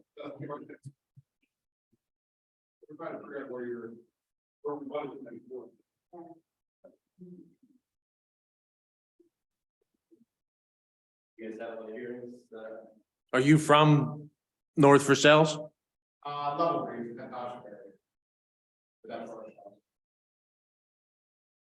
I grew up in East McKeesport. That's why I asked. Okay. So you might have known me from there. That's why I asked. You know, Billy Welsh. Name rings a bell. Mark. Is he with the? Yeah. It depends on how old he was. Big Mark's gonna be right then. Oh, Billy, Denny here. I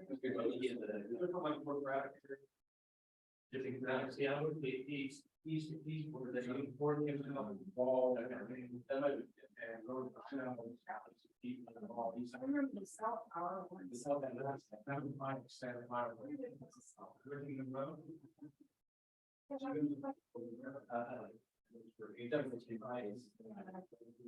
Yeah, I love.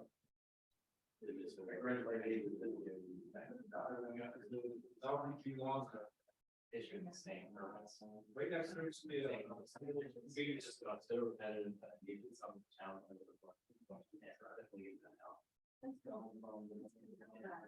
Like right into, yeah, two walls, right, so I would do that. Yeah. Yeah. I'm down here, I see the south over, so. I do. Okay. So I might get. So Third Avenue, you wanted that. Which side of this? Are you one of the ones, there's some post related. You know, Mr. Walker here. Yeah, it was right across the street. Allocations every day, storage on that. That motion, trip around.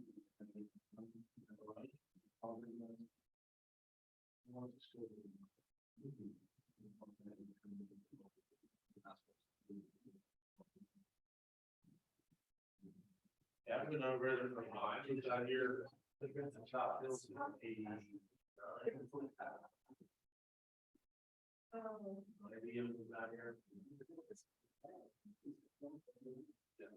Yeah, and my parents sold the place. No need to go over there. Yeah.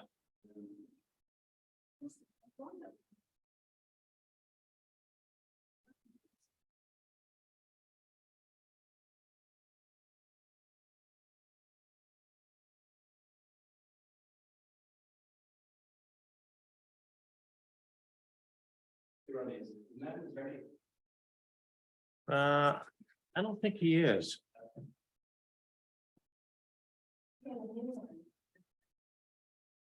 Even I'm not, he runs it very well and. That's what's very good. Thank you. He's in his second term. And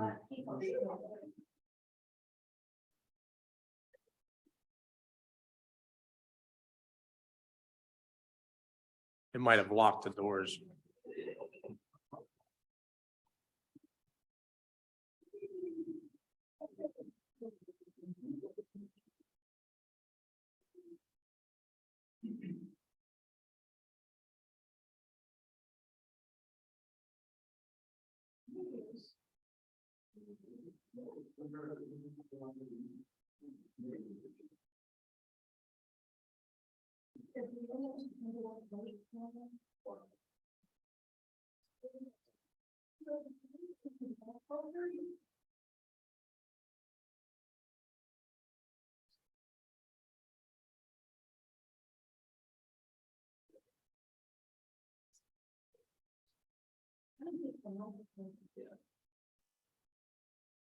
There are.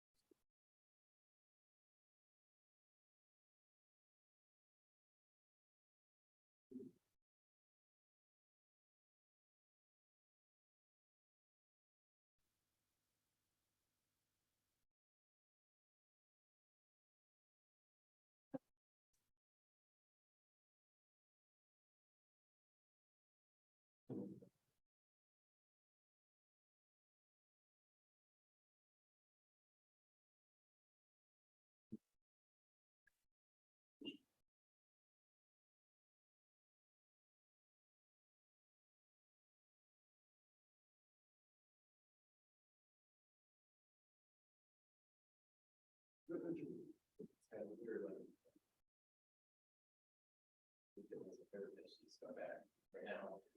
And another one.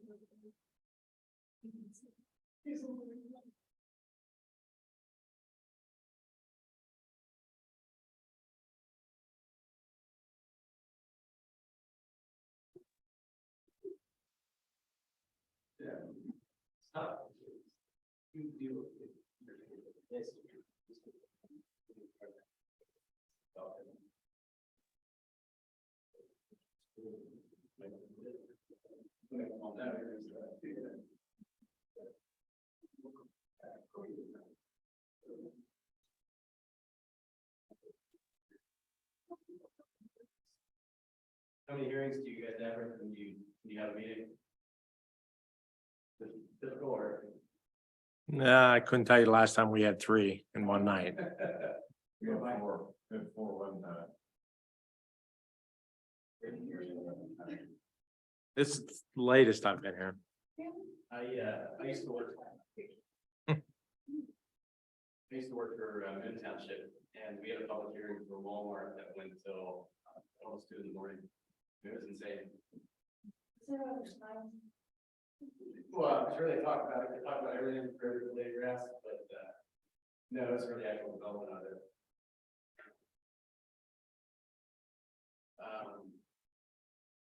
Same site and all that, we're like the, right next to the long-term bedding, laterals. Yeah, right next, that's where the Walmart is at. Oh, the Kmart's on the other side of Robert Morris, this is on the other side, yeah.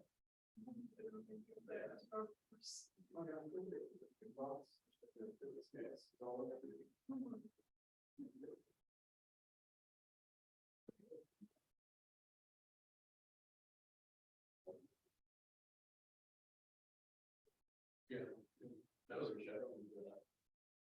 On the hill behind that's. Right next to that, we're all back already. Yeah, yeah, that was gonna be Chevron's, North American, or headquarters, one of the divisions, yeah.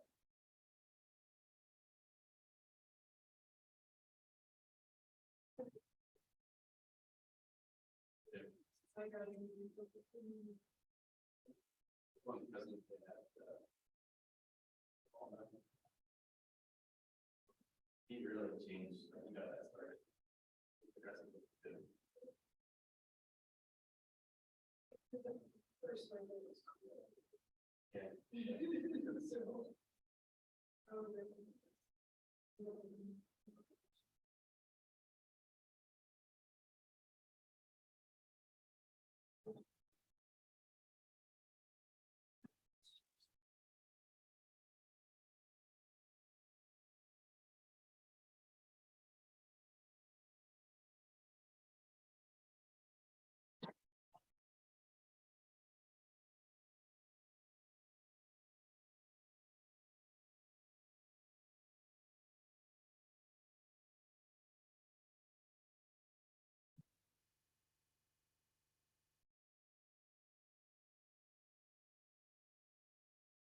Yeah, it was this year. Three, yeah. But the non-employee, I got tired.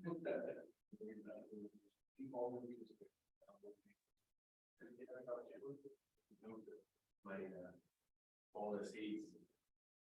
He likes sports, but he's not like ball. So it's nice to do the rest sports and don't have to travel.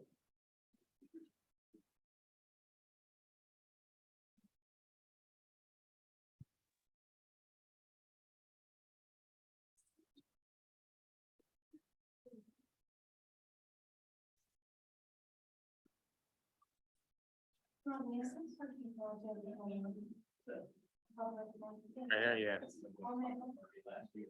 Yeah, but after 10, when do they close the garage? 10? They start charging, so you won't have to pay.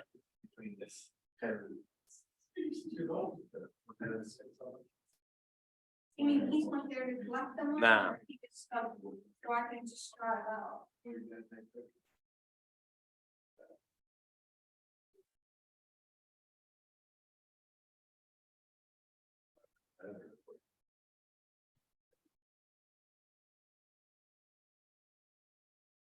You guys don't park in the front, Kevin. I do, he doesn't. Where else is it? There's a small lot in the back. So some they give passes that you can park in there and then other ones. Yeah, they do. Yeah. Yeah, some, whoever parks in the garage, they give you a pass.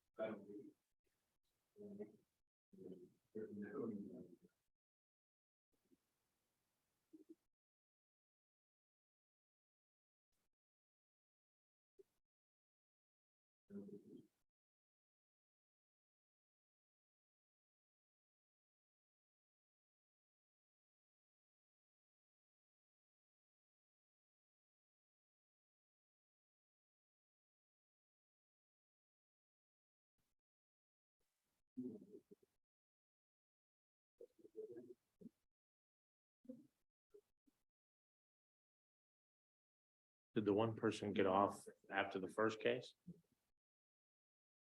They're right when the church was over there, I think.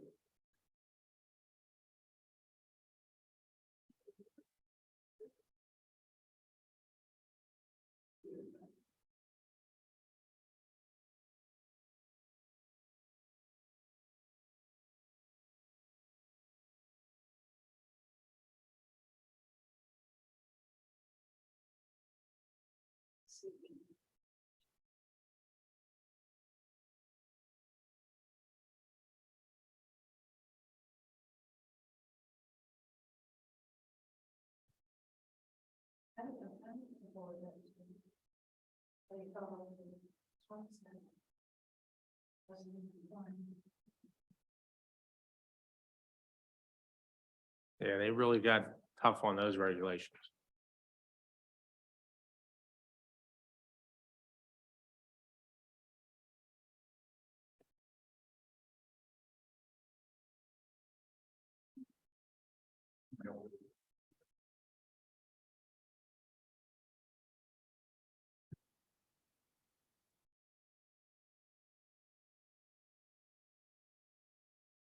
All right, we are back on the record for appeal number 1850. I do want to note that I asked Mr. Sarver whether the municipality had a position, and he said that they did not. So I just want to make sure that was in the record. So we are now prepared to vote. Mr. McDonough, how do you vote?